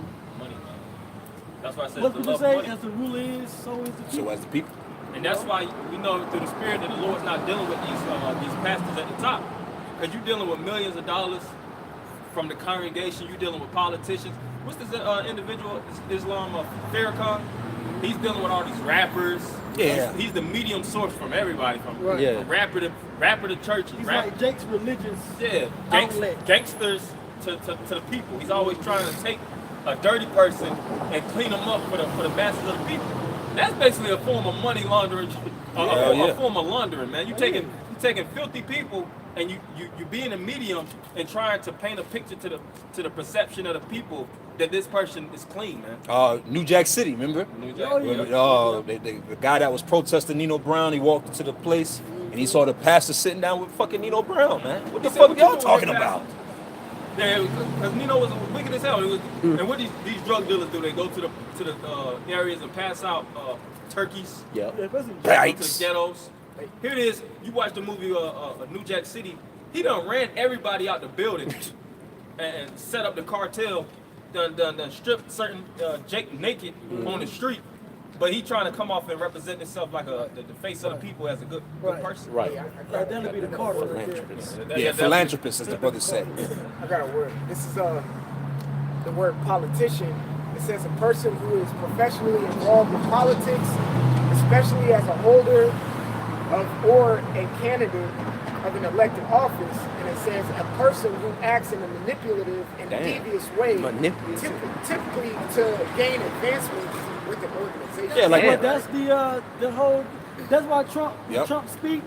He comes out and he says he loves all. all right. He loves all. Just get hit old people with that all right. That all right. Okay. That's how you deal with old people. That all right. Oh, he probably read the sign. I'm about to say, what do you hear? Okay. All right now. Right. All All right now. But yeah, Trump, you know what Trump always tweets about his supporters. I'm gonna thank my supporters, because they're funding him being in damn office. Yeah, you just had an individual getting locked up for tampering, witness tampering and things of that nature. Because these devils, man, they do a lot. They do a lot of wickedness to get in their positions. They work the left end. You got to work both sides of the playing field. They're not just good guys that's just trying to look out for the betterment of the people. Nah, they're trying to establish themselves at the top of the food chain. And the top individuals, when this country was established, the top individuals that were governing this place were witches, man. Yeah. The Pilgrims, the Puritans, all these individuals. George Washington, they were George all witches. Washington. Yeah. And Was that part of that? to be a successor of that role, you have to deal with the left and right hand side. Yeah, the Freemason Satanic Brotherhood. But let's go back to this book. Okay. Let's look at Under this. the final play? Yeah. Under the final play, the underdeveloped nations, on the other hand, are not being raised up. What is happening to them is that their political leaders are becoming addicted to the IMF cash flow. That's why they're addicted to that cash flow. Well, man. You know?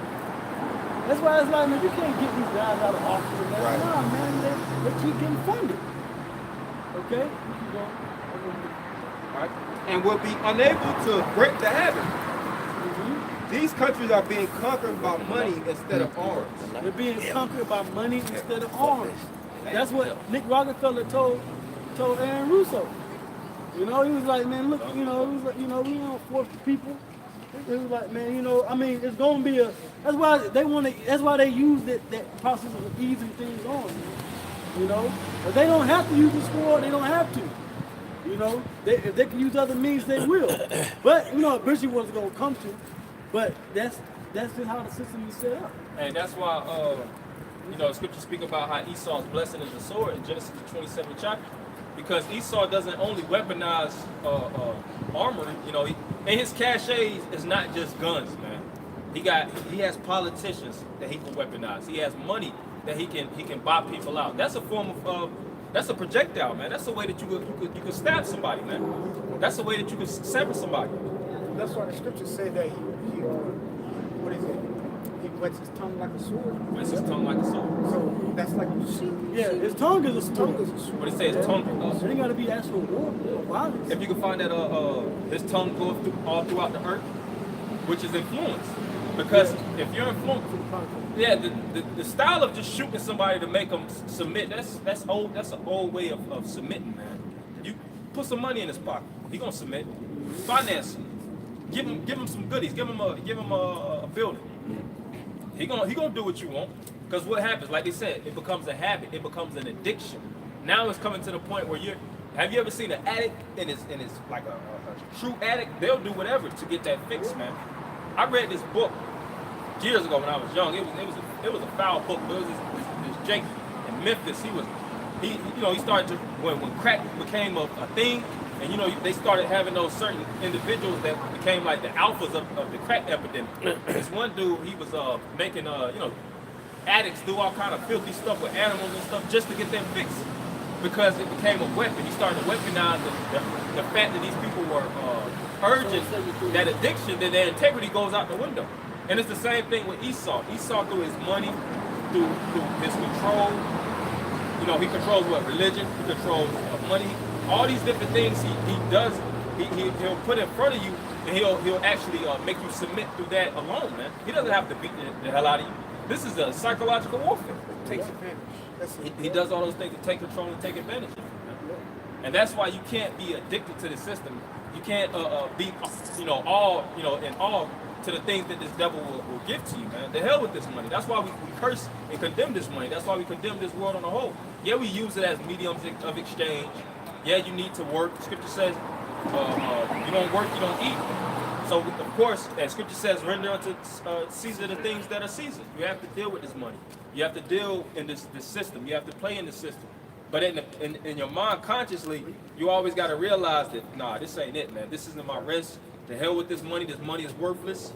This place is worthless. This country is worthless. And the Lord is going to deliver us out of this thing. This what you want to on this? There's a little bit more. Continue with it? Okay. Well, I'll just read that part out the back. These countries are being conquered by money instead of arms.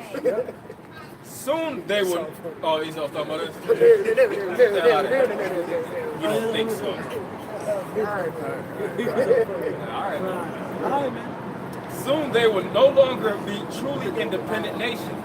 Soon they will no longer be truly independent nations. Go ahead. Yeah, which the word independent means you're basically in your own stead, to the point you don't have to fully depend on bordering nations for help. But all these countries, they have to lean on America for everything at this point, because America made it like that. They really toppled these countries. They broke them down. They destroyed their monetary system. Like I said, they already had an industrialized system going. But what does Esau do? Esau will come and bomb your country, destroy your industry, and re-establish your industry with him on top of it. Saddam Hussein was over in Afghanistan, right?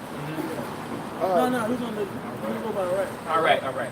Well, I think I think that's what Iraq had their money at the time when he was ruling, or in office. Their money was worth more than the American dollar.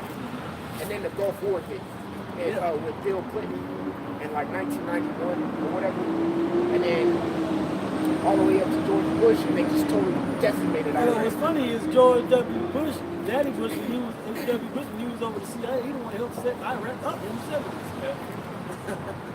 And they said they had a good relationship. Iraq was flourishing. And they helped him out in the Gulf War. Then years later, his son got him out. It's legitimate, man. And that's how we know that he be setting up these terrorist attacks in America. The Twin Towers falling, which we already said earlier, it's on the dollar bill. But why did they actually topple the Twin Towers for invasion? They need catalysts to invade. They need reasons. Justifications. Like you had, what was that, Operation, was it Northwoods or Paperclip? One of those operations, but they was trying to find a way to go, I think, South America, if I'm not mistaken.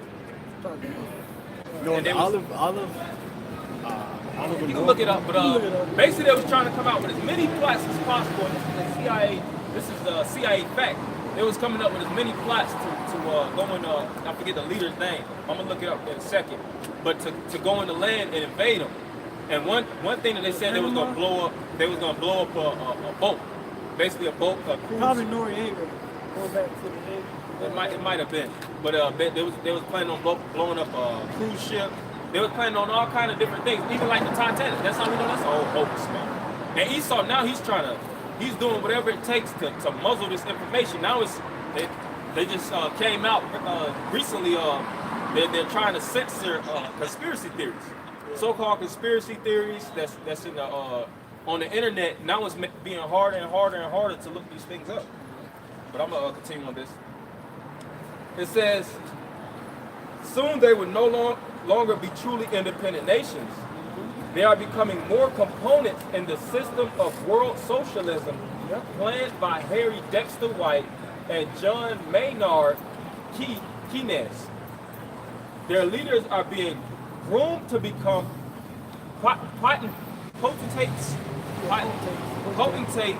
in a new high-tech feudalism. And a new high-tech feudalism, which is going to lead to the mark of the beast, the microchip. That's the new slavery that's going to come out of this new world order by pushing everybody towards the socialism and one world order. A new high-tech feudalism using the chip. Everybody's going to be chipped from the, like Brother Allen was saying earlier, from the world leaders on down. All right. The officials in Mexico going back to 0304, some of them got the microchip. So that's the predecessor to what they want to come. Yep.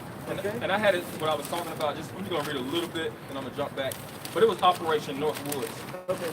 It says, Operation Northwoods was a proposed and almost implemented false flag operation against the Cuban government that originated with the U.S. Department of Justice and the Joint Chief of Staff of the U.S. government in the 60s, 1962. The proposal called for the CIA or other U.S. government operatives to commit acts of terrorism against American civilians and military targets, blaming them on the Cuban government and using it to justify a war against Cuba. Same thing that they want, the same tactic that they're trying to implement today. Which they want to do that to Iran. You know, because they want to get up in there. You know? All right. Their leaders are being groomed to become potentates in a new high-tech feudalism. Couple leaders, so you can understand. Paying homage to their lords in New York. Yeah, the Empire State. And they are eager to do it in return for privilege and power within the NWO, New World Order. That is the final pay. That's the final play. To have everybody underneath this one world order and use money, have the people in debt, from world leaders on down, to keep this thing going. Okay, and that's your Revelation, the 13th chapter, 16th verse. Okay, start at 15. Revelation 13 and 15. I'll start at 14. And deceive them that dwell on earth by the means of those miracles which he had power to do in the sight of the beast. That's Big Red in his beast system. Okay? Go ahead. Saying to them that dwell on the earth that they should make an image to the beast which had the wound by a sword and did live. That's Esau putting power into this New World Order system.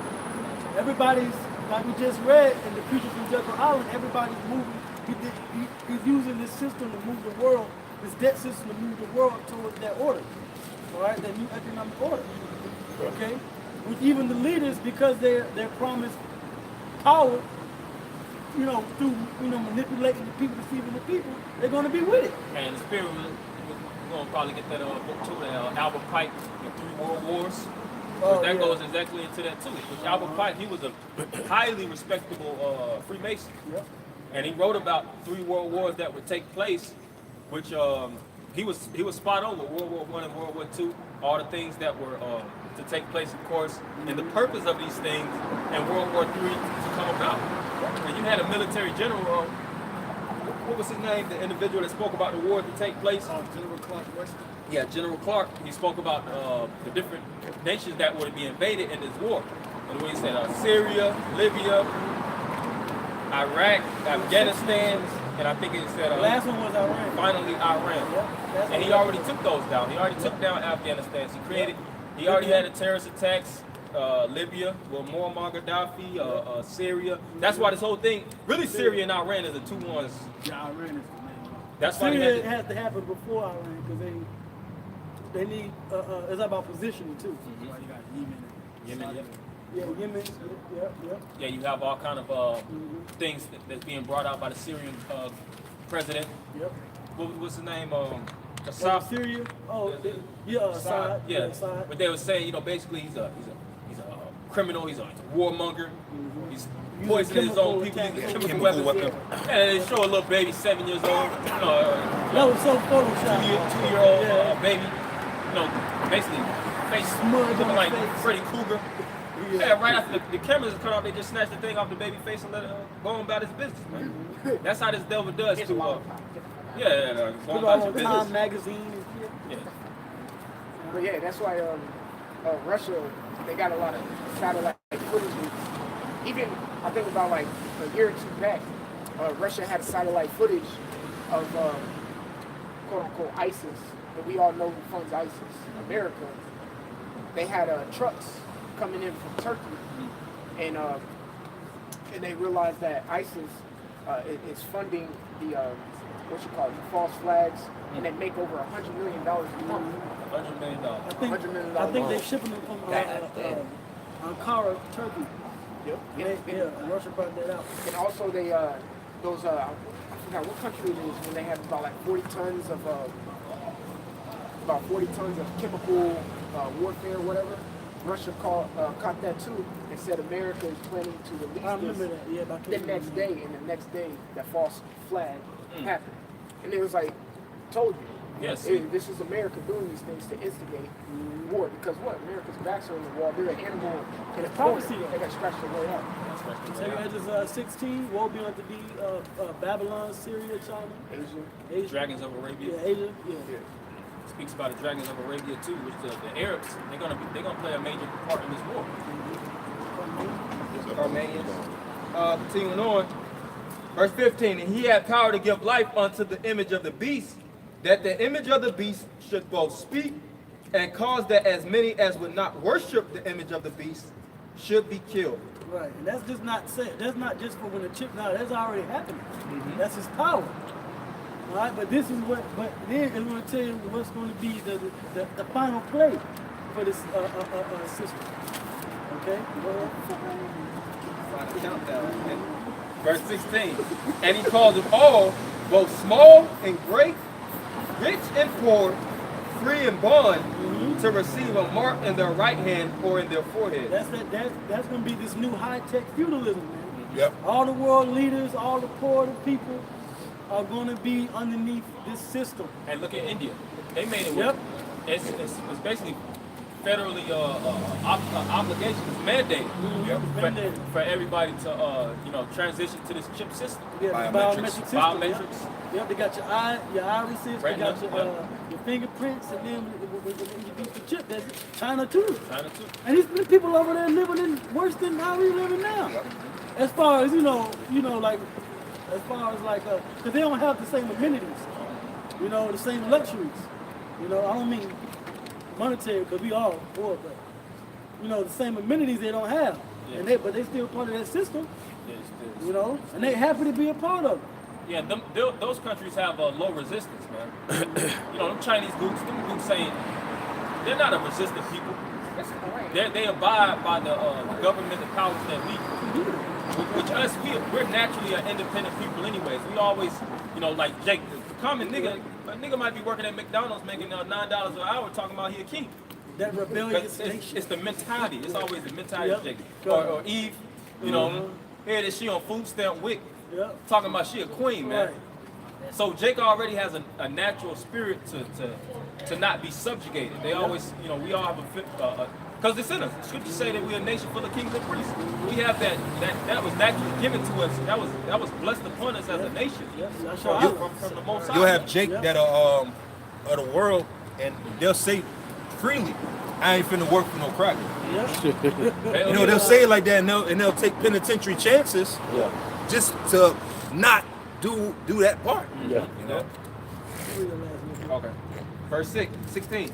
And he called them all, both small and great, rich and poor, free and bond, to receive a mark in their right hand or in their foreheads. That's how we know it's going to be an uproar here in America when they try to push this chip too. Yep. You know, because you have a lot of Jakes that's waking up to the fact that this is the mark of the beast. Verse 17, and that no man might buy or sell, save he that had the mark or the name of the beast. If I may say, because you were speaking about China, it just popped up in my head. Speaking about China and how they're not a resistant people, but also, like you were talking about the divinity that we have here, quote unquote, that they don't have. You also got to look at the leniency. Yeah. It's so damn strict over there in China, Yeah. those Asiatic areas. They can't really. And over here, you can do what the It's liberal. Yeah. It's very liberal. you can do whatever you want, and that's why people will have that mindset of this is me. That's why it's going to be such a The rebellion. land of the here. free and the home of the brave. That's why it's going to be such a rebellion here. When that chip comes, that's a sign of strictness, sternness that people can't get with because they're so used to the leniency. That's right. That's the difference. Draconian legislature. And the main one that's gonna be fighting is Esau. Yeah. Esau gonna be the main one fighting because Esau has been Little red versus sold big red. sold the thought that we have freedom. This is our kingdom. We have we're liberty. Yeah, that's why the bulls fly shit about Trump. Yep. Esau ain't about to just roll over and just take this chip, you know, without fighting. My first amendment. Right. Earned the right to own a firearm. I'm an American. Hey, that's why they trying to go over there out there to Stone Mountain and protest, man. Had to shut the whole. See, Esau getting mad. That's the spirit. The article just came up on my phone. Yeah, popped up, yeah. Stone Mountain, they shut the park down. It was just like, man, we're not even dealing with it. Dealing with that So you know where they protesting at? Stone Mountain Village area. Oh, that's right there. Hey, man, it's right there, right around. Hey, man. How fast did it go? Yeah. Hey, so, hey, man, you know, they getting ready to push this system. Hey, 2019, the year of Karagma. They really want to push this agenda, man. Because Big Red is big mad. He wants his birthright, man. All right, and he has to. If he got to step up a Little Red to get it, you other Edomites, Little Red, you know what I'm saying? You low level devil. He gonna do it, man. Okay, but hey, we gonna warn you though, for you Israelites out there, don't take this microchip, man, or the Lord gonna destroy you. Okay, we got it right.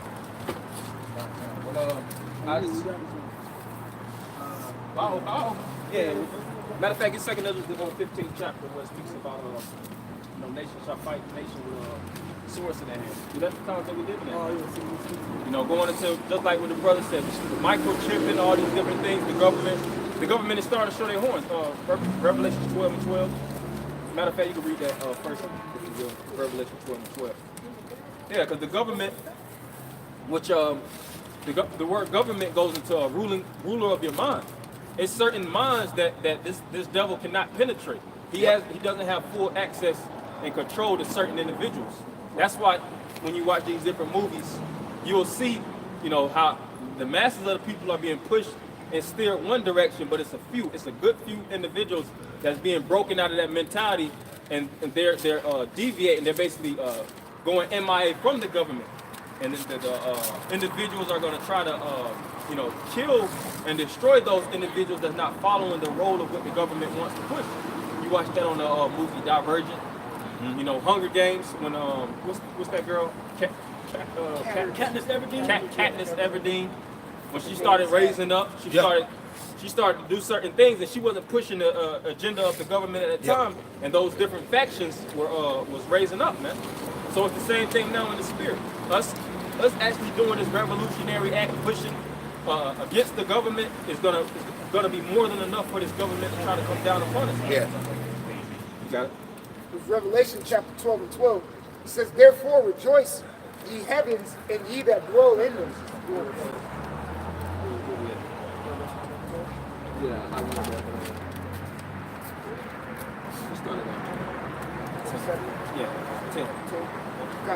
Revelation 12 and 10, it says, and I heard a loud voice saying in heaven, now is come salvation and strength and the kingdom of our power. Yeah, and this is what John is seeing on the island of Patmos. He's seen a series of things that was going to take place in the latter days. He's seen the dragon being raised up, which, if I'm not mistaken, that same chapter, it reads in the first chapter, the first couple verses about the dragon, which represents the Roman Empire. Yeah, you can read that real fast and then jump. Kind. This is 9th verse. Okay. I'll just start with it. Revelation 12:7, and there was a war in heaven. Michael and his angels fought against the dragon, and the dragon fought against his angels. And that dragon represented the Roman Empire, but really in today's time, because the Roman Empire fell. You had the fall of Rome, then you had the Eastern and Western Roman Empire, and then you had the Byzantine Empire. So Rome, as we know, Rome, Italy, the Roman Empire actually collapsed. So what war is that talking about? Because Michael and his angels never fought the dragon in heaven. That was never never seen. Yeah. Well, that history never took place. That technology. Was never there. All right. So and if that actually happened, that would have been in the history books. Everybody would know that Michael actually came back and fought a war. Angel. And his angels fought Satan and his angels in the midst of heaven. Everybody would have seen that. Yeah. So what is that talking about? That's talking about the so-called white man and his technology through his space technology, his Air Force, fighting the Yahweh Shai and the angels. Which he's an archangel and he's the chief of the army, so to speak. You know? You keep going. Verse 8, it says, and prevailed not, neither was there place found any more in heaven. Yeah, so no matter how much this devil has actually power to, how much individuals he has, how much in the Air Force, how much technology he has access to, because these devils, their technology is upgrading every single day. Yeah. Billions upon billions of dollars is being put towards new innovations. That's what the arms race is. Yep. A lot of people think an arms race is just weapons. No, really, what an arms race is technological advancement. Look it up. That's what it really is. The offensive side and the defensive side. How can they stimulate their planes, their bombs? How can they deal with better evasiveness in air? How can they get more of these planes and things of that nature, warships, all these different things? That's what the military is funding, man, because they know it's going to be an epic battle that's going to take place. Just like you said, the arms race. It's not just America. You got Russia that's putting more and more money into the nuclear capabilities. China, submarines, military men, technology. Hell, you had years ago, and I seen this video. It had to be at least four plus years ago. They had an individual in the Middle East. He had an invisible cloak on. You're right. Some shit. It looked like it was straight out of Harry Potter. Invisible cloak, because it's all about light. Esau has, you tap into that, and in this time to come, this war to come, Esau is gonna, push out all these things, man. All the technology that they got behind the scenes, he's gonna utilize it because he know he has a war that he has to fight, man. I got a precept for you if you don't mind. You can bring that. This is Isaiah 9:5. It says, for every battle of the warrior is with confused noise and garments rolled in blood. But this shall be with burning and fuel of fire. Yeah, going back to the oil, going back to all these different resources that this devil has access to. He's going to use it towards war, man. And it said burning and fuel of fire. So the capabilities of missiles, nuclear missiles, tomahawk missiles, all these different missiles is going to be utilized, man. Oh, you got it. This is Isaiah chapter 34:4. It says, and all the hosts of heaven shall be dissolved. Of course, that's speaking on Esau's side. It says, and the heavens shall be rolled together as a scroll, and all their hosts shall fall down as the leaf falleth from the vine, and as a falling fig from the fig tree. And this hasn't happened yet. It said the host shall fall by fire, and that's really fire, man. Because it said the heavens shall roll together as a scroll. When you see how a scroll is, an ancient world scroll, and you look at a mushroom cloud, because when a missile actually drops, prime example. When one of these missiles drop, and you can look at Hiroshima and Nagasaki, the documentary, and they'll show like how atomic bombs and these different bombs drop. It'll drop and it'll hit, and then it'll come up just like a mushroom. So Isaiah seen this vision. You had Jeremiah that seen this vision. Nahum seen this vision. John the Revelator. All these different men seen that it was going to be Ezra seen it was going to be a major war that was going to take place. All right, with Yahweh Shai when he comes back. And they knew it was going to be certain people that was going to be redeemed, which were the ones that would be fighting on the battlefield right now. Yep. Hold that real fast. This is verse 9. It says, the great dragon was cast out, that old serpent called the devil, and Satan, which deceived the whole world.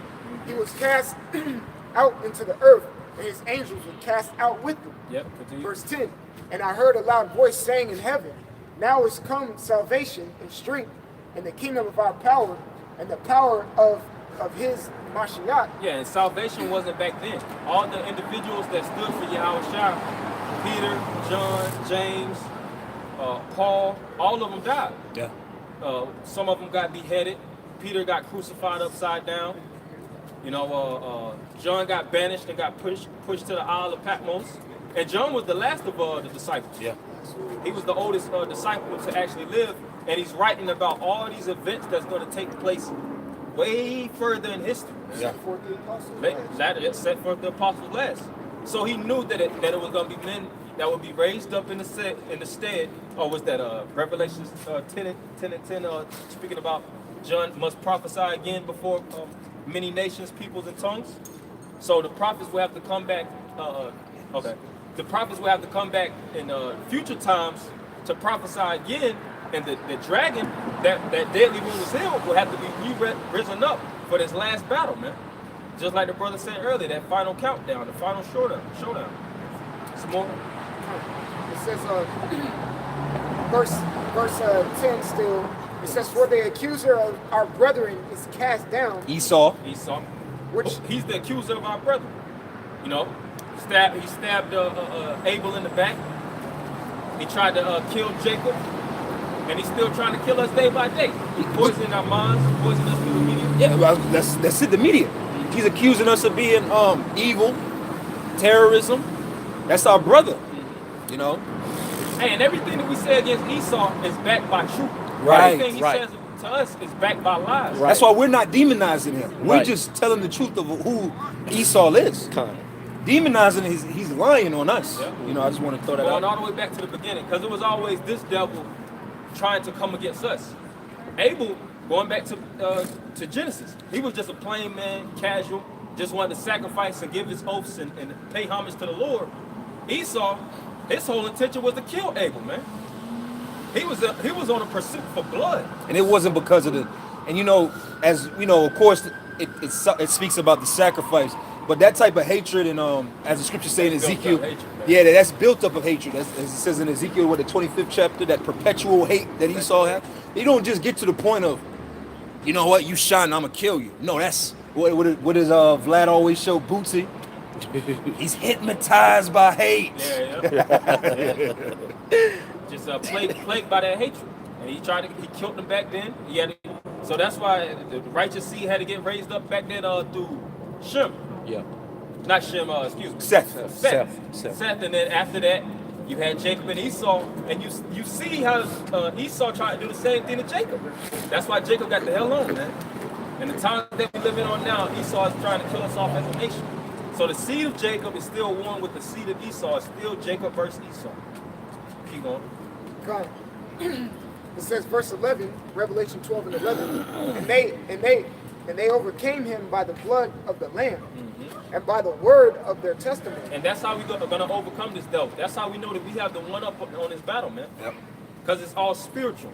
No matter what this devil is physically doing around the earth, how many nations he's conquering, how many kingdoms he's destroying, how many people he's impoverishing, we're still winning in this epic battle because we have the spirit of Yahweh Shema Shah. The Lord, through Jacob, through Isaac, gave Esau an incredible blessing, but it wasn't the best blessing at the end of the day. That's why Esau swept. That's why he wept.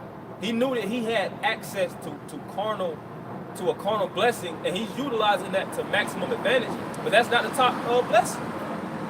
The blessing was given to Jacob, that he would actually possess all things, that he would be the ruler, that the elder shall serve the younger. Yep. Blessed is all that blesseth thee, and curses all that curseth thee. So Esau, his blessing was even for a season too. Yeah. What it said that he would have the fatness of the earth, which that's now. Back then, he didn't even have the fatness of the earth. That's right. Esau never really truly had the fatness of the earth. Greece, he had a portion of it. Rome, he had a portion. of it. Now he has Job 9:24 came to pass in these days. Yeah, I got a precept for you. Okay. This is Proverbs 21 and 30. Like you said, we win in the battle. Proverbs 21 and 30, it says, there is no wisdom nor understanding nor counsel against the Lord. There's no wisdom, no understanding, no counsel against the Lord. So all the wisdom, the counsel, and the understanding that we have, you can't fight against this, man. No matter what this devil does, and he knows that he's on a defense. That's why this devil hasn't came down yet. He hasn't tried to yank us off the streets. Look at the old groups, the so-called black militias that raised up. The Black Panthers, they yanked their asses up. I think off it's the streets. I think it's a nigga that got arrested in Dallas as the first black extremist. They I seen deemed that. him, I seen that. and his ass. I think his ass might still be locked up. But so why aren't we locked up? Yeah, You had that Edomite or that Mexican chick that was on Facebook where the CIA came to her door for comments that she said about Trump. Why aren't we? Why hasn't the CIA come to our doors yet? Why hasn't, like you said, why aren't we in a concentration camp yet? Yet, as a key word, yet, Because this devil is calculated, man.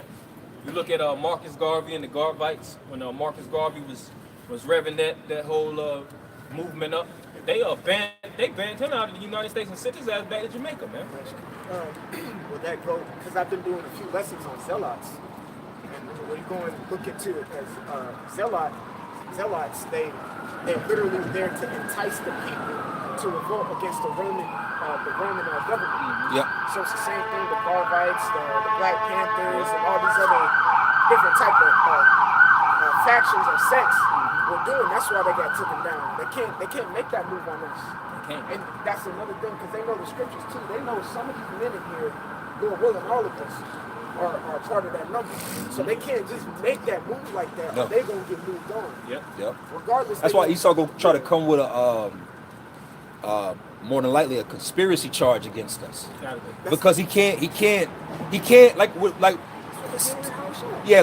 basically like even with Tekashi 6ix9ine, I hate to use him as an example, but what he's going through is he's being charged with conspiracy to commit those crimes. Yep. So the same thing with Esau. Esau probably gonna hit us with a conspiracy. Y'all are conspiring as a group.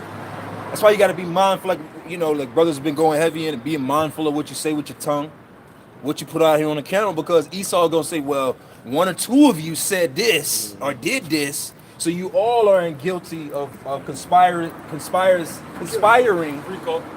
Guilty by association. And that's how even the law of RICO actually came into play. Because Esau really couldn't crack down on organizations like that how he wanted to. So he came up with the RICO law. Was that racketeering? Yep. I forget what the whole RICO. Racketeering. You want to go look at that real quick? Yeah. Look up RICO. But yeah, when the RICO law came into play, basically that was his leverage to yank up groups and masses. Like this whole thing, like you said, with this little nigga in New York. They yanked all the whole trayway. They yanked the whole trayway off of It's racketeer influenced corrupt organizations. Yeah, racketeering and corrupt. Oh, it said influence? Racketeering influenced corrupt organizations. And we have a major influence on the people right now. Mm-hmm. You know, that word influence means to basically to flow on. Mm-hmm. So people are flowing onto us, and it's scaring the people. So, like you said, more than likely, they're not going to hit us with a charge of, y'all did this. No, they're going to say, well, we believe that you could have did it. Yeah. You see? That's pre-crime. Pre-crime. Just like the You're Zealots. saying that they probably get charged with conspiracy. Because the Zealots, which you had the Zealots, you had the Sakari, which was a faction of the Zealots, and the Sakari, which the word Sakari means dagger. They would be known to hold a dagger in their side, and that was the reason why basically Jacob was getting cracked down. 70 AD. 70 AD. So they needed that leverage, and they used those dumbass niggas, those stupid ass zealots That are here today. Literally here today. Thinking they're gonna win by the sword to crack down on all the Christians. Because we all are Christians, to be honest, whether you in IUIC or they call themselves Israel United in Christ. Yep. ISUPK, GOS, Gathering of Christ. All the Christians is back. AOC. Ambassadors of Christ. Ambassadors of Christ. You know, and they're gonna use some of these individuals, these gun range Negroes, that's shooting and promoting gun violence to crack down on all of us. RICO influence. RICO, AOC changed their name. They're now the Alpha And slip through the criticism. It's a little bit more than we're going to close. It says, verse 11, Revelation 12 and 11. And they overcame overcame him by the blood of the Lamb and by the word of their testimony. And that's why we just gotta keep holding this word in high regard. Don't get physical. Solomon said through the book of Ecclesiastes, the wisdom is better than weapons of war. You have a weapon. The best weapon. The best weapon that you can ever have access to. Hebrews 4:12. Hebrews 4:12. Use it, utilize it, master it. You know, practice with it. Trust in it. Trust in it. It says, and by the word of their testimony, and they love not their lives unto death. And they love not their lives unto death. So some of us brothers have to be martyrs. We do have to fit that prophecy where it says that to beheaded. So you might have to be a brother that might have to get beheaded for the name's sake. Prep your mind. You may be. We don't know. But you're saying it earlier. That's the. It's going to be easy. I'm not. Well, the Lord's going to put the spirit on you to be easy to be a martyr because, like you said earlier, the detachment of this world. You're like, shit, I ain't got nothing to lose, man. So it's going to be an easy thing to transition. It's still a mark on our accuser, Esau. You kill a man if a man becomes a martyr for the sake of the word. What does that mean? He's going to receive a blessing on high from Yahweh Shem Yahushai, and Esau the killer is going to receive a serious mark against himself for that. You touch the anointed of the Lord. A little bit more in the word. Verse 12. Verse 12. Therefore rejoice, ye heavens, and ye that dwell in them. Woe to the inhabitants of the earth and the sea. Yeah, it says woe to the inhabitants of the earth and the sea. So woe means destruction. Destruction to the individuals that inhabit the earth and the sea. The sea represents, when you read Revelation 17:15, the people, the masses of the people, because everybody's being coerced and basically pushed into Influenced. America. And flow. Yeah, flow into America. This is the melting pot around the early 1900s. All these different, the turn of the century, all the Italians, all the Latin tribes, all these different Europeans, the Spanish, Asians came to America. This is the extreme melting pot. But it's all for a particular reason. Keep going. Okay. And it says, for the devil is come down unto you. For the devil himself is come down. Keep going. Having great wrath. Having great wrath. So this devil is going to come down with great wrath. Draconian legislation, which is already being implemented in the book. Mm-hmm. And he showed little snippets through this shutdown. That's a small preview. Yeah. You know, having you work without pay. Nah, he gonna try to put some of you jakes in extreme slavery, man. Yeah. He has it through the executive orders. Yep. Through a resource NDRP, executive orders to make you work on bridges and things without pay. Martial law. Yeah, you goddamn video game nerds. You gonna put y'all ass on a drone. See, Big Red, Esau, his real problem is other Edomites. That's right. It says, because he knoweth that he hath but a short time. Yeah, so his time is running out. He measured the time diligently in himself. He done read 2nd Ezra, the 9th chapter. He read the whole. The scripture says he's wiser than Daniel, meaning he gets into them prophecies. Oh yeah. So he knows that his time is short, and we just got to keep fighting to the end, keep pushing this truth, beating down this kingdom through the spirit of Yahweh Shem Yahushua, destroying these strongholds until the end. So we want anybody giving all praise, honor, and glory to Yahweh Shem Yahushua, double honor to the apostles and elders of great.